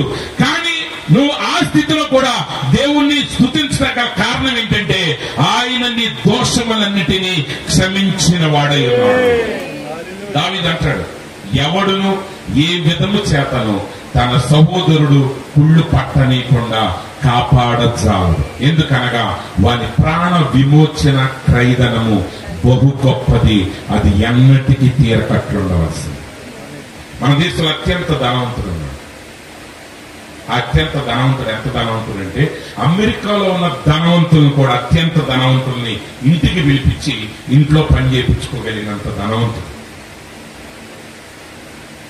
అవసరమైతే ఆయన కోరిక కలిగితే ఖత్తర్లో ఉన్న షేకులతో ఇంట్లో పని చేపిస్తాడు. కానీ ఆయన కుమారుడికి అనారోగ్యం ఉంది, కానీ బాగు చేయగలుగుతున్నాడా? చేయలేకపోతుంది. మనం చాలాసార్లు అనుకుంటాం డబ్బు ఉంటే బతుకుతామని. నాకు వస్తుంది అప్పుడప్పుడు ఆలోచన కొన్నిసార్లు. కానీ ఒకడి శరీరాన్ని కుళ్ళు పట్టనీయకుండా ఆపటం ఎవడి వల్ల కాదు. ఈ ప్రపంచం అంతటిని సంపాదించిన వ్యక్తి కూడా తన దోషాల నుంచి విమోచించబడితే ఎవరి వల్ల కాదు. కానీ యేసుక్రీస్తు నీ కొరకు నీ ఆయన సిలువలో నీ పాప భారమంతటిని మోసి ఆయన నిన్ను కంప్లీట్ గా క్షమించాడు. ప్రవక్త అంటాడు, ఆయన క్షమించినప్పుడు ఎలా క్షమించాడంటే అసలు నువ్వు ఎన్నడూ పాపము చేయని వ్యక్తిగా ఆయన ఎదుట కనపడుతున్నావు. ఒకవేళ నువ్వు పూరి గుడిసెలో ఉండొచ్చు, నో ప్రాబ్లం, అది సెకండరీ థింగ్స్. కానీ అన్నిటికంటే ముఖ్యమైనది ఆయన నిన్ను పాపములు క్షమించాడు, నువ్వు ఆయన ఎదుట పరిశుద్ధుడు అయి ఉన్నావు. అందులో మిత్రమే లాజరు కడు పేదవాడైన బైబిల్ క్లియర్గా చెప్తుంది. లాజరు మరణించినప్పుడు దేవదూతలు ఆయన దగ్గరికి వచ్చి ఆయన తీసుకుని వెళ్లి అబ్రహాము రొమ్మున కూర్చోబెట్టారు. శరీర సంబంధంగా ఆయన పేదవాడే, కడు పేదవాడు, కానీ ఆయన పాపములు క్షమించబడి ఉన్నాయి. ఆయన నిత్య జీవానికి అర్హుడై ఉన్నాడు. కాబట్టి ఈ లోకంలో ఎవరు నీ పాపాలు క్షమించగలరు? ఎవరు లేరు. ఒకవేళ నీ తల్లి అవసరమైతే నీ కోసం గుండెకాయ పెట్టవచ్చు, ఆయన మరణించవచ్చు, కానీ నీ పాపాలు క్షమించడం ఆమె వల్ల కూడా. ఆయన నీ దోషాలు క్షమించాడు. ఆయన నీ దోషాలు క్షమించాడనే స్పృహ నీకుంటే నువ్వు ప్రతి పరిస్థితుల్లో దానిని బట్టి ఎల్లప్పుడూ దేవుని స్తుతించగలగాలి. ఈరోజు రక్షించబడిన వ్యక్తి దేనిని బట్టి ప్రభువుని స్తుతించాలంటే తన రక్షణను బట్టి స్తుతించాలి. అంతేగాని మనం కన్నా బైక్ని బట్టి కాదు. ఎందుకంటే నువ్వు బైక్ని కొన్నావు అనుకోండి, ఆ సంతోషం ఎంతోసేపు ఉండవు. ఉంటుందా? నువ్వు బాగా ఆలోచించావు, బైక్ కొన్నావు, నువ్వు బైక్ వేసుకొచ్చే టైంకి ఎందుకు బైక్ రావడానికి ఉన్నవాడు కారు వేసుకుని ఎదురవుతాడు. అయిపోయింది నీ జీవితం. వెళ్ళిపోయి కృంగి కుసించి నశించిపోతారు. పాస్టర్ గారు వచ్చి దెయ్యమప్పు అంటారు. అది దెయ్యం కాదు, అది ఆడిపోవాలి. చూడాలి, ఇప్పుడు దెయ్యం పడితే పోద్ది. అసూయ తయారవుద్ది. అసూయ వెళ్ళాలంటే పరిశుద్ధాత్మ నీలోనికి రావాల్సిందే, ఆ ప్రేమ నీలోకి రావాలి. అందుకే పౌలు గారు అంటాడు, ఇతరులను బట్టి కూడా నేను కృతజ్ఞతాస్తుతులు చెల్లిస్తున్నాను, మిమ్మల్ని బట్టి నేను కృతజ్ఞతాస్తుతులు చెల్లిస్తున్నాను. ఒకసారి అంట ఒక ఆయన మంచి ఇల్లు కట్టుకోవడానికి పునాదులు తీసేది. అయితే ఆయన అంటే బ్యాడ్ ఐ అనేది మన క్రైస్తవ్యంలో మాట్లాడము, కానీ ఆయన తీసాడు, పునాదులన్నీ అయిపోయింది, మంచి కార్యక్రమం పునాదులా వేసేసాడు. అయితే అక్కడ ప్రార్థన చేసిన ఒక గదరు ఇంటికి వెళ్ళి ఏడ్చాడంట. ప్రభా, ఆడు ఒకప్పుడు అసలు గుడిసెలు కూడా ఉండేది కదా, అడిగి మా ఇంట్లో గేదెల సాగుతులు ఉండేవాడు, ఆడు ఇప్పుడే పెద్ద బిల్డింగ్ ప్లాన్ వేస్తున్నాడు, నేనేమో ఇంకా అప్పుడు ఆ ఇంటింట్లోనే ఉంటున్నానని ఆ రాత్రి అంతా ఏడ్చాడంట. ఏడ్చిన తర్వాత మళ్ళీ ఆ బెదరు ఆ పునాదులు గోతులు పూడవటానికి 10 ఏళ్ళు పట్టిందండి. ఈడేడ్చిన ఏడుపు అంటే ఈ శాపం అంత బలమైన శాపగ్రస్తుడు అన్నమాట. ఎందుకంటే మీరు ఎట్లా చెప్పారు అనొచ్చు, ఏడ్చినోడే చెప్పాడు తర్వాత ఇప్పుడు కూడా.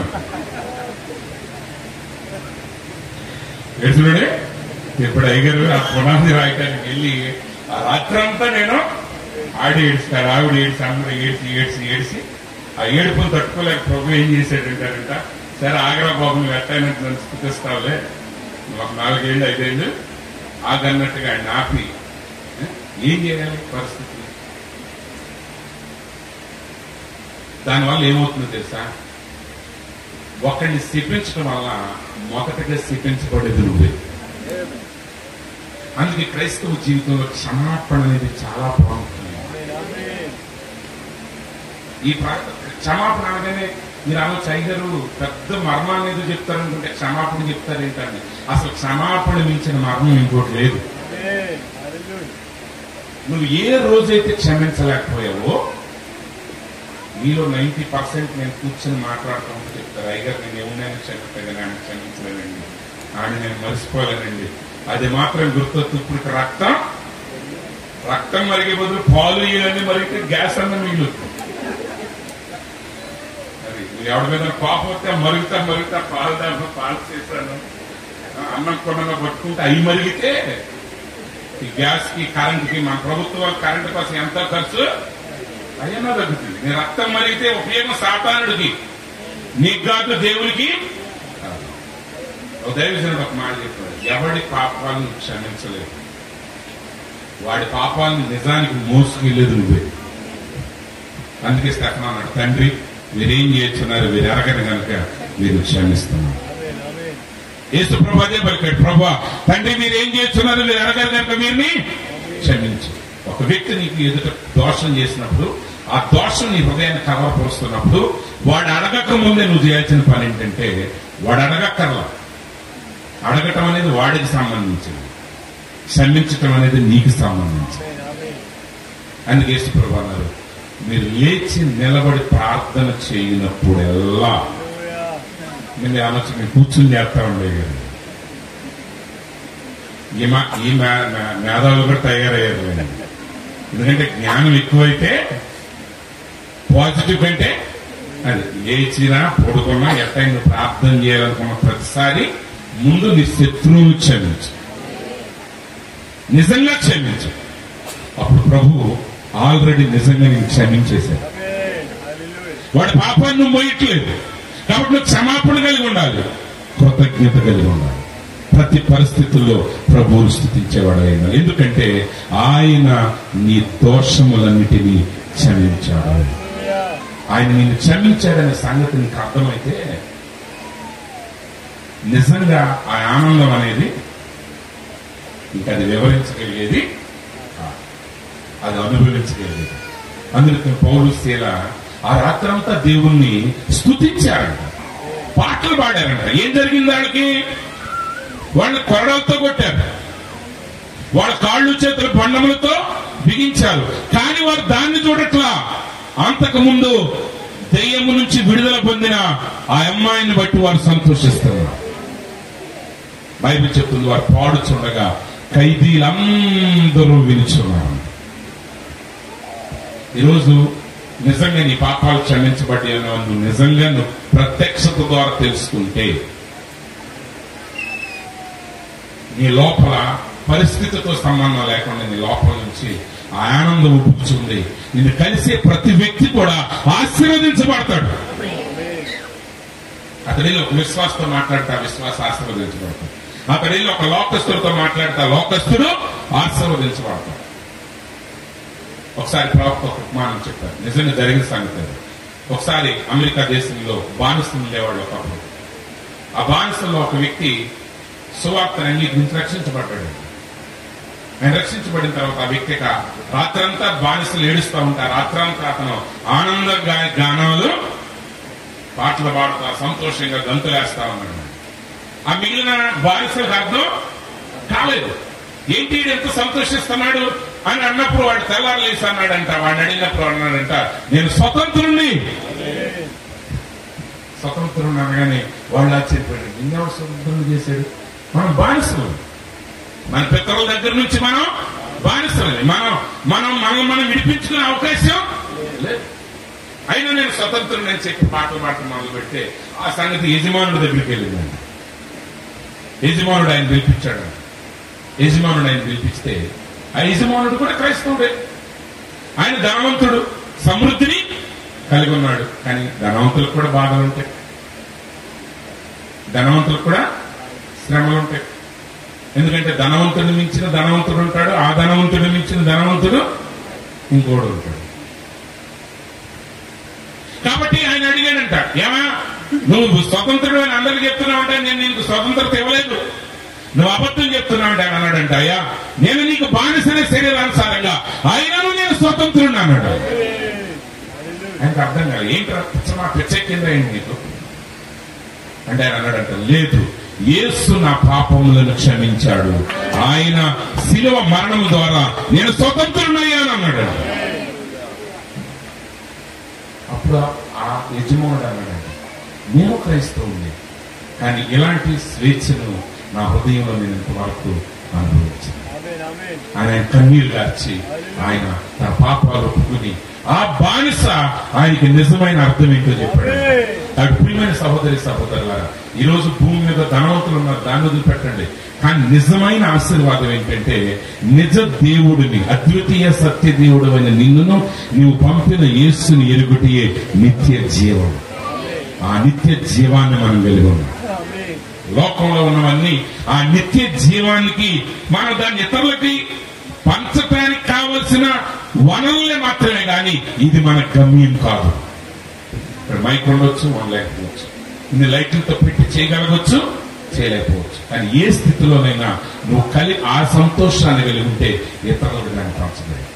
అప్పుడు యజమానుడు అన్నాడంట, ఇప్పుడు నేను నిన్ను స్వతంత్రుడు చేస్తున్నాను, నిజంగా నేను నిన్ను స్వతంత్రుడు చేస్తున్నాను, నువ్వు వెళ్ళి నీకు చేతనైనంత మందిని స్వతంత్రులుగా చెయ్యి అని ఆయన పంపించాడు. ఆయన వెళ్ళి అనేక మందికి సువార్తను ప్రకటించి ఆ నిత్య జీవాన్ని వారికి అనుగ్రహించే మార్గాన్ని వాళ్ళకి బోధించి వారికి ఆ స్వాతంత్రం ఇచ్చారు. ఈరోజు మనం దేన్ని బట్టి సంతోషించాలని మీరు అడిగితే, ఏ పరిస్థితుల మధ్య మీరు ఏడవటానికి, మీరు కలవరపడటానికి, మీరు చింతించడానికి, మీ జీవితం వృధాన్ని అనుకోవటానికి కావలసిన పరిస్థితులన్నీ మీ చుట్టుపక్కల జరగవచ్చు, కానీ వాటన్నిటిని మించినది ఆయన మీ పాపాలు క్షమించాడు. ఆ స్పృహ ఎల్లప్పుడూ నిన్ను ఆనందంగా వచ్చింది, ఆ సంతోషంగా వచ్చింది. ఆ సంతోషభరితమైన కృతజ్ఞతతో నిన్న హృదయం ఏం చేస్తుందంటే దేవుని ఆశీర్వాదాలను నీ దగ్గరికి ఆకర్షిస్తుంది. నీ కృతజ్ఞత లేకపోతే దేవుని నిన్ను ఆశీర్వదించదు, నీకు సంతృప్తి లేకపోతే దేవుని నిన్ను ఆశీర్వదించదు. రూతును చూడండి, రూతు గురించి ఎన్నో స్టోరీలు మనం వింటాం, ఎన్నో వాక్యాలు వింటాం, 4 స్టెప్పులు వేస్తాం, నిర్ణయం, పరిచర్య, అవన్నీ సిద్ధపాటు, విశ్రాంతి, విమోచన, ఎన్ని స్టోరీలు కాదు. ఆమె ఏమీ లేని తన అత్తను వెంబడించింది, ఏమీ లేని తన అత్తను వెంబడించింది. అక్కడికి వెళ్ళిన తర్వాత ఆమె పరిగి వెళ్ళిపోవటానికి వెళ్ళింది. బైబిల్ చెప్తుంది, అక్కడ ఆమెకు పేలాలు ఇస్తే బైబిల్ చెప్తా ఉంది, ఆమె ఆ పేలాలు తిని తృప్తి పొంది తిరిగి తన అత్తకు కొన్ని తీసుకెళ్ళింది. అంటే కొన్ని జనులు అంటే తృప్తి పడిగినంత ఎవరు కదా ఇస్తారా? ఎవరు? అక్కడ ఏం చేస్తా, వచ్చిన వాటిలోనే కొంచెం తిన ఏం చేసింది, తృప్తి పొందింది. ఆ తృప్తి పొంది మిగిలిన వాటిని తీసుకెళ్లి అప్పగారికి ఇచ్చింది. దేవుడు ఆమెని యేసుక్రీస్తు యొక్క వంశావళిలో చేర్చారు. ఆమె ఏ గొప్ప వాటిని వెతికి రాలేదు. ఈరోజు మనం గొప్ప వాటిని వెతికి మనం టార్గెట్లు పెట్టుకుని విజన్స్ అని, గోల్స్ అని, లోకం వల్ల నశించిపోయే వాటిని వెతుకుతున్నాం. కానీ ఈరోజు మన గోల్ ఒకటే, అదేంటంటే ఆయన చిత్తమును నెరవేర్చడం మాత్రమే మన గురై ఉండాలి. ఆయనను మహిమపరచుటే మన గురై ఉండాలి. ఆయన యొక్క నామానికి మహిమ తీసుకురావటమే మన గురై ఉండాలి. మనము ఈ లోకాన్ని విడవటానికి ముందు మరి ఒక్క ఆత్మని ఆయన కొరకు జయించుటే మన గురై ఉండాలి. ఒక్క ఆత్మ కాదు, మరి ఒక్క ఆత్మ. ఆ తర్వాత ఇంకెళ్ళే చూద్దాం. కాబట్టి మనం ఆయన ఎందుకు స్తుతించాలి? ఆయన మన దోషాలన్నిటినీ క్షమించేవాడు. తర్వాత ఆయన మన సంకటములన్నిటినీ కుదుర్చువాడై ఉన్నాడు. దాని ఇంగ్లీష్ ఏముందంటే ఆయన నీ రోగములన్నిటినీ స్వస్థపరచువాడై ఉన్నాడు. ఆయన నీ పాపాలు క్షమించాడు, నీ రోగములన్నిటినీ ఆయన స్వస్థపరిచాడు. ఇంకా కొన్ని వ్యాధుల్ని శరీరంలో ఉండొచ్చు, ఆయనను నువ్వు స్వస్థత పొందావు. ఒక క్రైస్తవ మోటివేషనల్ స్పీకర్ ఉన్నాడు. ఆయన పేరు నాకు గుర్తు అక్కడ నిక్కీ ఏదో ఉంటుంది, మొత్తం పేరు నాకు గుర్తులేదు. కానీ ఆయనకు 2 కాళ్ళు చేతులు ఉండవు, అసలు 2 కాళ్ళు చేతులు ఉండవు. కానీ మరి దేవుని మీద ఆయన ఎన్నడూ కూడా విసుగు చెందలేదు. ఆయన పరిస్థితిని బట్టి ఎన్నడూ కలవరపడలేదు. తనకున్న స్థితిలో ఆయన ప్రభువును స్తుతించాడు. మనందరికి ఏంటంటే విక్టిమ్ మెంటాలిటీ. మనందరికి ఏంటండి విక్టిమ్ మెంటాలిటీ అంటే మనం చూసి అందరూ అయ్యో పాపం అనాలి. ఏమనాలండి? అయ్యో పాపం అన్నాం. ఆ మాట అనిపించుకోవడానికి ఇన్ని చెప్తాం మనం. అందుట్లో నిజాలంటే అబద్ధాలు. కానీ ఎవడి సానుభూతి వైపు దృష్టి పెట్టకండి. నువ్వు సానుభూతి స్వీకరిస్తా ఉన్నావు అనుకో, ఎప్పుడు అనగానే ఉండాలి. ఎందుకంటే సానుభూతి జనాలు ఎవరి మీద చూపిస్తారు?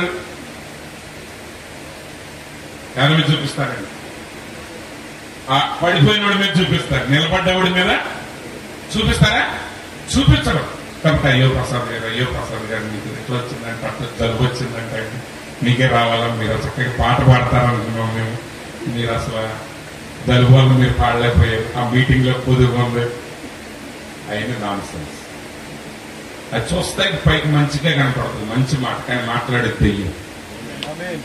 అపవాదం అక్కడ ప్రసాద్ చూసేవాడు జలుబు వల్ల నువ్వు పాడలేకపోయావు, నువ్వు ఆగిపోయావు అంటున్నాడు. కానీ మీరేమనుకుంటున్నారు? వాడు డైరెక్ట్ గా అట్లా చెప్తే మీరు కూడా ఎదురు తిరుగుతారు మేము. అందుకే వాడు అయ్యో ప్రసాద్ గారు. అర్థమైందా? సానుభూతిని ఎప్పుడు స్వీకరించాలి. దేవుని స్తుతించాలి, దేవుని గణపరచాలి. ప్రతి పరిస్థితుల్లో దేవుని కృతజ్ఞతాస్తుతి చెల్లించాడు. అందుకే పౌలు శీలల యొక్క కృతజ్ఞత నిండిన హృదయంతో వారు అర్పించిన స్తుతి యాగం ఏం చేసిందంటే వారి యొక్క స్తుతులు విన్న వారందరినీ రక్షించింది. వారందరూ కూడా ఆ రాత్రి రక్షించబడ్డారు. శరీరానుసారంగా బంధకాల నుంచి విడిపించబడ్డారు. ఆ రాత్రి చెరసాల నాయకుడి కుటుంబం అంతా రక్షించబడింది. ఈ రోజు నీ మాటలు మరొకరిని రక్షిస్తున్నాయా? బంధకాల్లో తీసుకెళ్తున్నాయి. లూసిఫర్ మాటలు దేవదూతలు పతనమైన స్థితికి చేర్చాయి. కానీ పౌలు శీలలు శ్రమల మధ్య కూడా వారిచ్చిన స్తుత్యాగం ఏం చేసిందంటే అనేకులను బంధకాల నుంచి విడిపించింది, మరికొంతమందిని నిత్య జీవానికి వారసులను చేసింది. ఈరోజు నువ్వెలా ఉన్నావు? ఒకసారి చెక్ చేసుకోండి. ఏ స్థితి మధ్య అయినా నేను స్తుతించగలుగుతున్నానా? ఏ స్థితి మధ్య అయినా నేను ప్రభువుని గణపరచగలుగుతున్నానా? నా ఆలోచనలు, నా తలంపులు, నా ఉద్దేశాలు, నేను చెప్పాను గుండె గురించి, మూత్రపిండాలు అనేది యాక్చువల్ గా మనిషి పతనం కాకముందు వాటి యొక్క పని అది కాదు. అసలు మనిషి పతనం కాకముందు వాటి పని అది కాదు. అయితే వాటి పని ఏంటో కంప్లీట్ గా ఎవరికి ఇప్పుడు తెలవదు. ఎందుకంటే ఇప్పుడు డాక్టర్లు చూసేసరికి మనిషి పతనం అయిపోయింది. అయితే హిబ్రూ భాషలో కిడ్నీని వాళ్ళు ఆలోచనలు అనే దానికి వాడేవాళ్ళు. దేనికి వాడేవాళ్ళు? ఆలోచన. అంటే నీ హృదయ తలంపులు ఎలా ఉన్నాయి?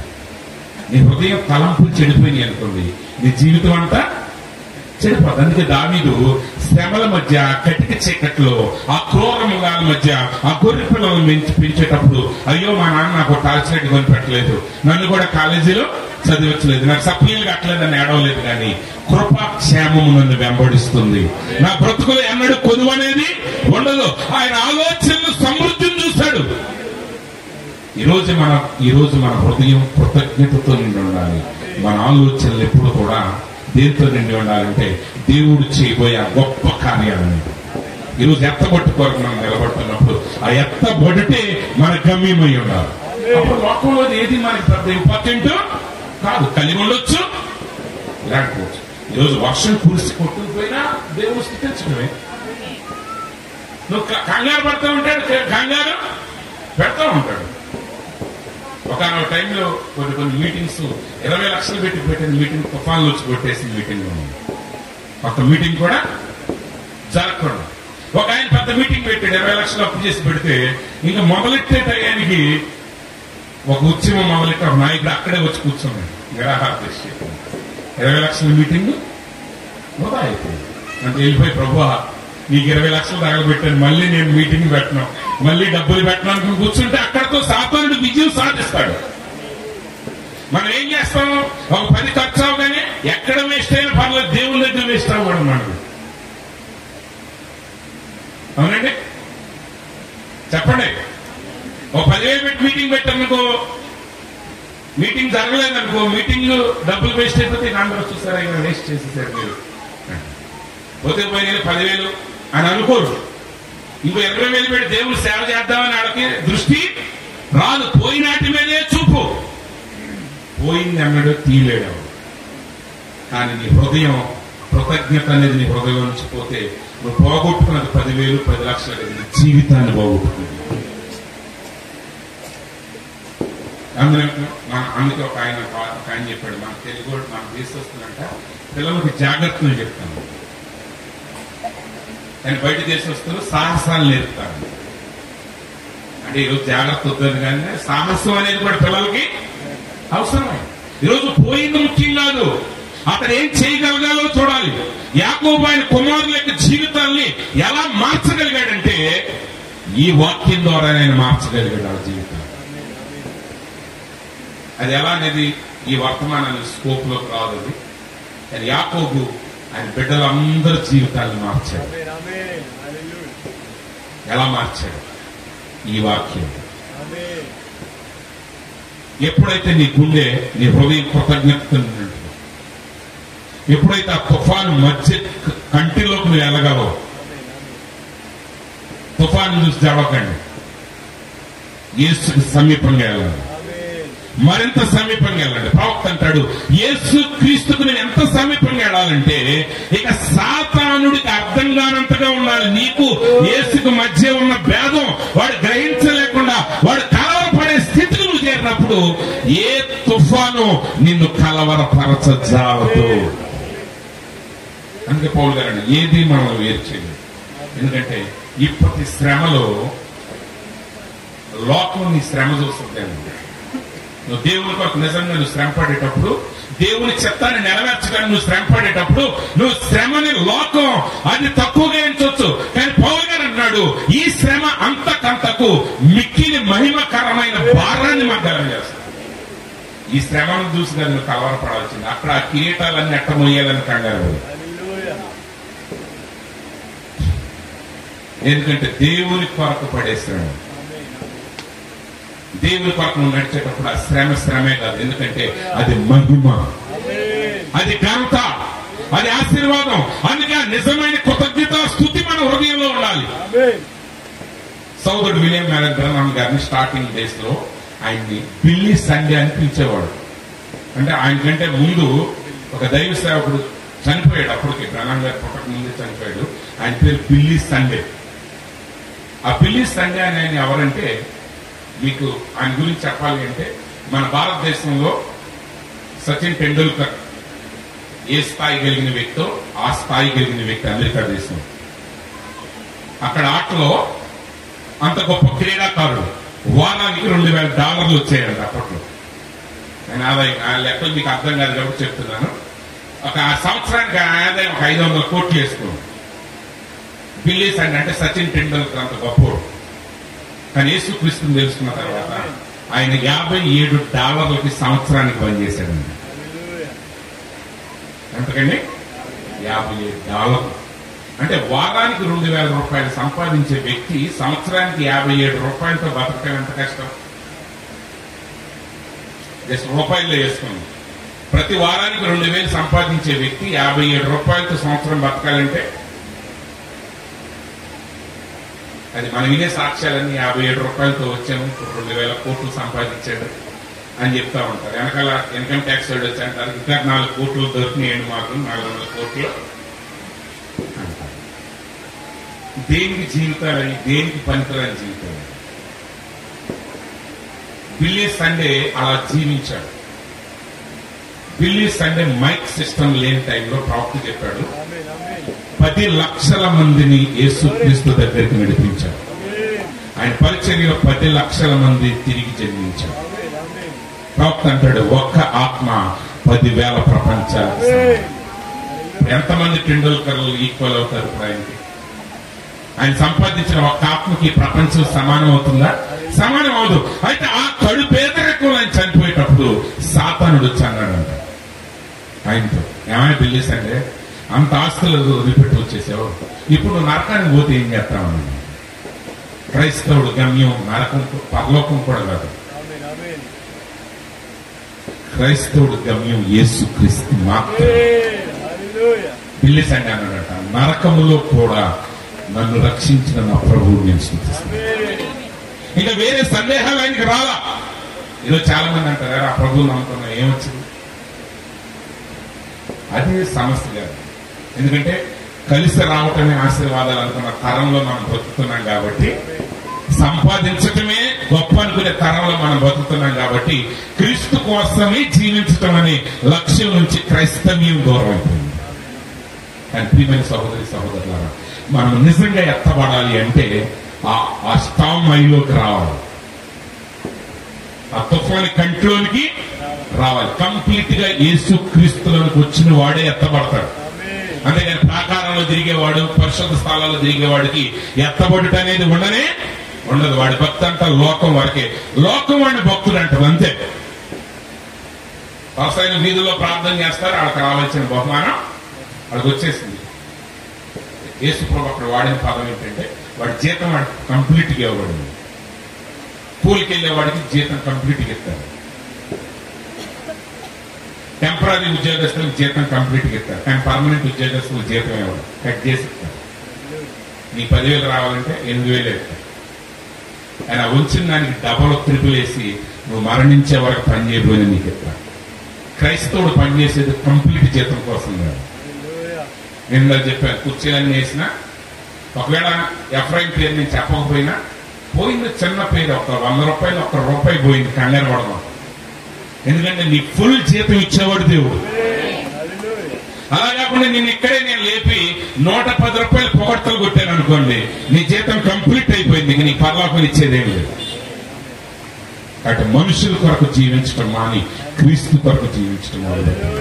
ఈరోజు నిజంగా ఎత్తబాట్లో మనం సభ్యులు అవ్వాలంటే ఆ కృతజ్ఞత నిండిన హృదయం ఉండాలి. అందుకే సహోదరుడు బ్రహ్మం గారు ఎన్నో అద్భుత ఆశ్చర్య కార్యాలు చేశాడు. లక్షల డాలర్లు వచ్చిన వాటి వైపు ఆయన చూడలేదు, ఆయన గురి పెట్టుకోలేదు. ఎందుకంటే ఆయన గురి అవి కాదు, ఆయన గురి ఒక ఆత్మ రక్షించబడుట. ఈరోజు ఎందుకు ప్రభువును స్తుతించాలి?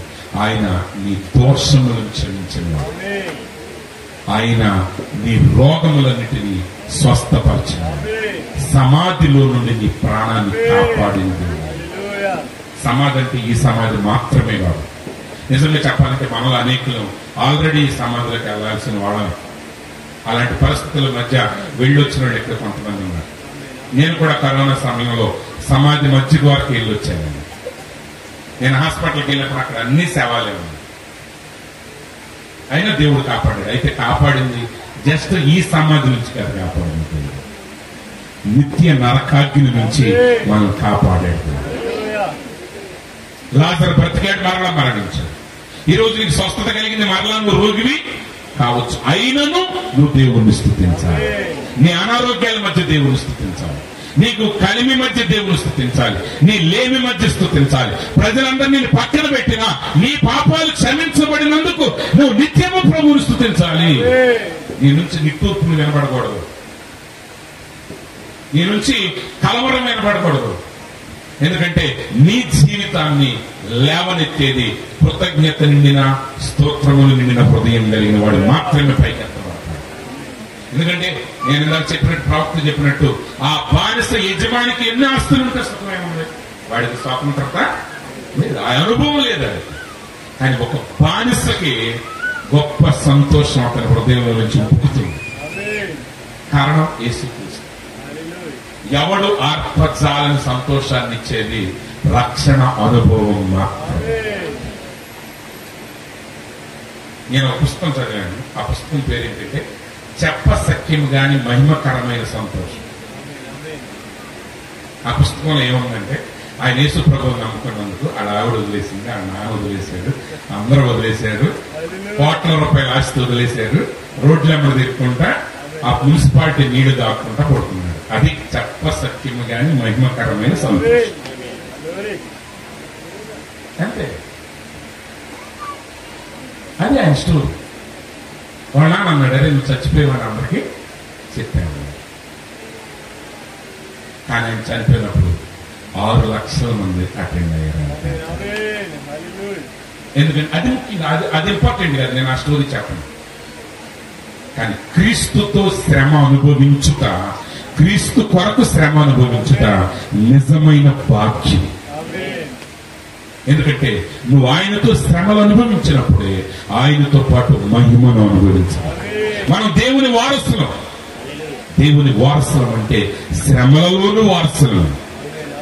నువ్వు శ్రమలలో వారసులం అయితేనే ఆయన యొక్క మహిమలో వారసులు.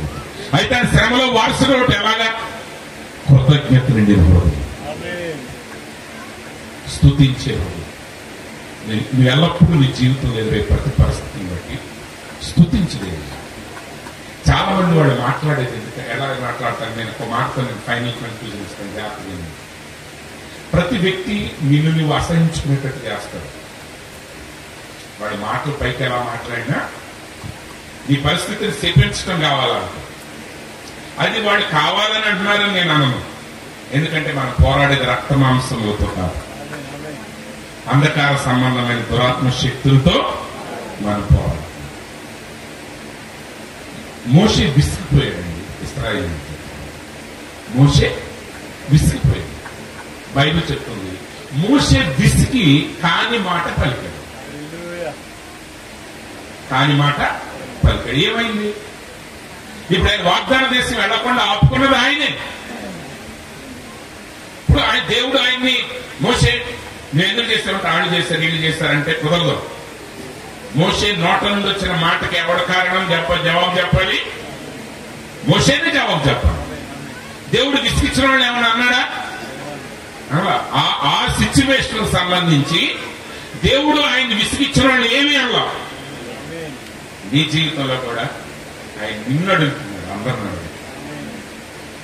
రాళ్ళతో కొట్టేవాళ్ళని స్టెఫన్ కొట్టేవాళ్ళని ఎందుకు కొడతారు అన్నారు. కానీ స్టెఫన్ ఏం మాట్లాడతాడో చూశారు.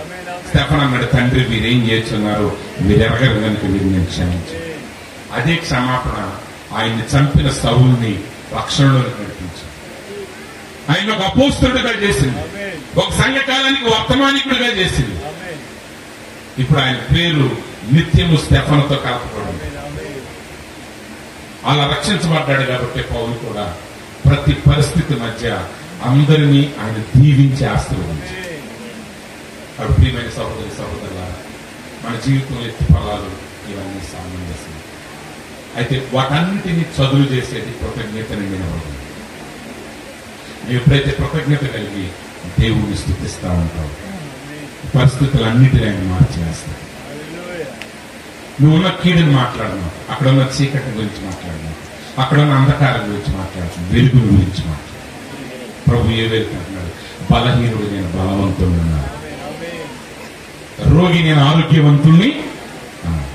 నువ్వు క్రీస్తులో ఏమై ఉన్నావో దానిని విశ్వసించు, దానిని బట్టి దేవుని కృతజ్ఞతాస్తుతి చెందొచ్చు. ఆయన నిన్న సమృద్ధిలో చూపిస్తాడు. ఆయన నీకు ఒక రోజు నేను చేస్తానంటే ఆ పక్షిరాజు యవనం వంటి యవనాన్ని కాంపిస్తాడు. ఒక రెప్పపాటున మనం ఈ క్షయమైన శరీరంలో నుండి అక్షయమైన శరీరానికి మాత్రం, ఆ అక్షయమైన శరీరం నుండి మనం ఉన్నతమైన స్థితికి వెళ్తాం. ఎందుకంటే తెలుగులో ఆ పదం సరిగా రాదు. మేలుతో నీ హృదయం తృప్తిపరచున్నాడని తెలుగు, కానీ ఇంగ్లీష్ లో మేలుతో నీ నోటిని నింపుచున్నాడు. కృతజ్ఞతాస్తుతి నీ నోట్లో. పక్షిరాజు యవనాన్ని నూతనంగా మార్చిందేంటి? స్తుతి. ఈరోజు క్షయమైన నీ శరీరాన్ని అక్షయమైనగా మార్చేది ఏంటంటే నువ్వు దేవుణ్ణి స్తుతించి ఆరంభించు. ఏ పరిస్థితి మధ్య అయినా పౌరుడు శీలల వల్ల దేవుని స్తుతించు. ఆ యొక్క ఒకానొక జన్మన మనం క్షైతులో నుంచి అక్షయతలోనికి వెళ్తాం. ఆ కృతజ్ఞత నిన్న స్తుతి కలిగిన హృదయం మాత్రమే అరణ్యాత్రంతటిని విజయవంతంగా ముగించి యోర్దాను దాటి దాన్ని స్వాధీనం చేసుకునే శక్తిని మనకు అనుగ్రహిస్తుంది. ఈ కాలంలో కృతజ్ఞత నిండి దేవుణ్ణి స్తుతించే హృదయం మాత్రమే ఎత్తబాటులోనికి నువ్వు అడుగు పెట్టే వరకు నేను కాపాడు. నువ్వు సందేహాన్ని చోటించావా, సంశయాన్ని చోటించావా, సనగటాన్ని చోటించావా, యు విల్ మిస్ ర్యాప్చర్. మోషే ఏం పోగొట్టుకున్నాడు? తన అధికారాన్ని పోగొట్టుకోవాలి, తన హోదాను పోగొట్టుకోవాలి, కానీ తన స్వాస్థ్యాన్ని పోగొట్టుకోవాలి. కాబట్టి ఆ కృతజ్ఞత లేని హృదయంతో మనం వెళ్దాం. ఎందుకంటే ఆ నోట ఉన్న మేలే మనల్ని పక్షరాజు యవనం వలె మన యవనాన్ని నూతనపరిచి ఆ నిత్యత్వాన్ని చేస్తుంది. ఖచ్చితంగా ఈ కుటుంబం కూడా అదే కృతజ్ఞత స్తుతులతో మీరు ముందుకు సాగండి. ఈ పరిస్థితులన్నిటినీ దేవుడు ఆయన మహిమార్థమై మీకు ఆశీర్వాదకరంగా మారుస్తాడు. ఇక్కడ చేరిన ప్రతి ఒక్కరు కూడా ఎల్లప్పుడూ మనం ఏ స్థితిలో ఉన్నామో అదే స్థితిలో కంప్లీట్ కృతజ్ఞత నుండి మనం దేవుణ్ణి స్తుతించి ఆరాధించి ఆయన నామాన్ని గణపరిచే బిడ్డలుగా ఉన్నాం. అటు కృప దేవుడు మనల్ని అనుగ్రహించిన గాక. ఆమేన్. God bless you. దేవుడు ఈ కుటుంబాన్ని దీవించి ఆశీర్వదించిన గాక. ఈ సమయం తిరిగి దైవజనులకు అప్పగిస్తా ఉన్నాను.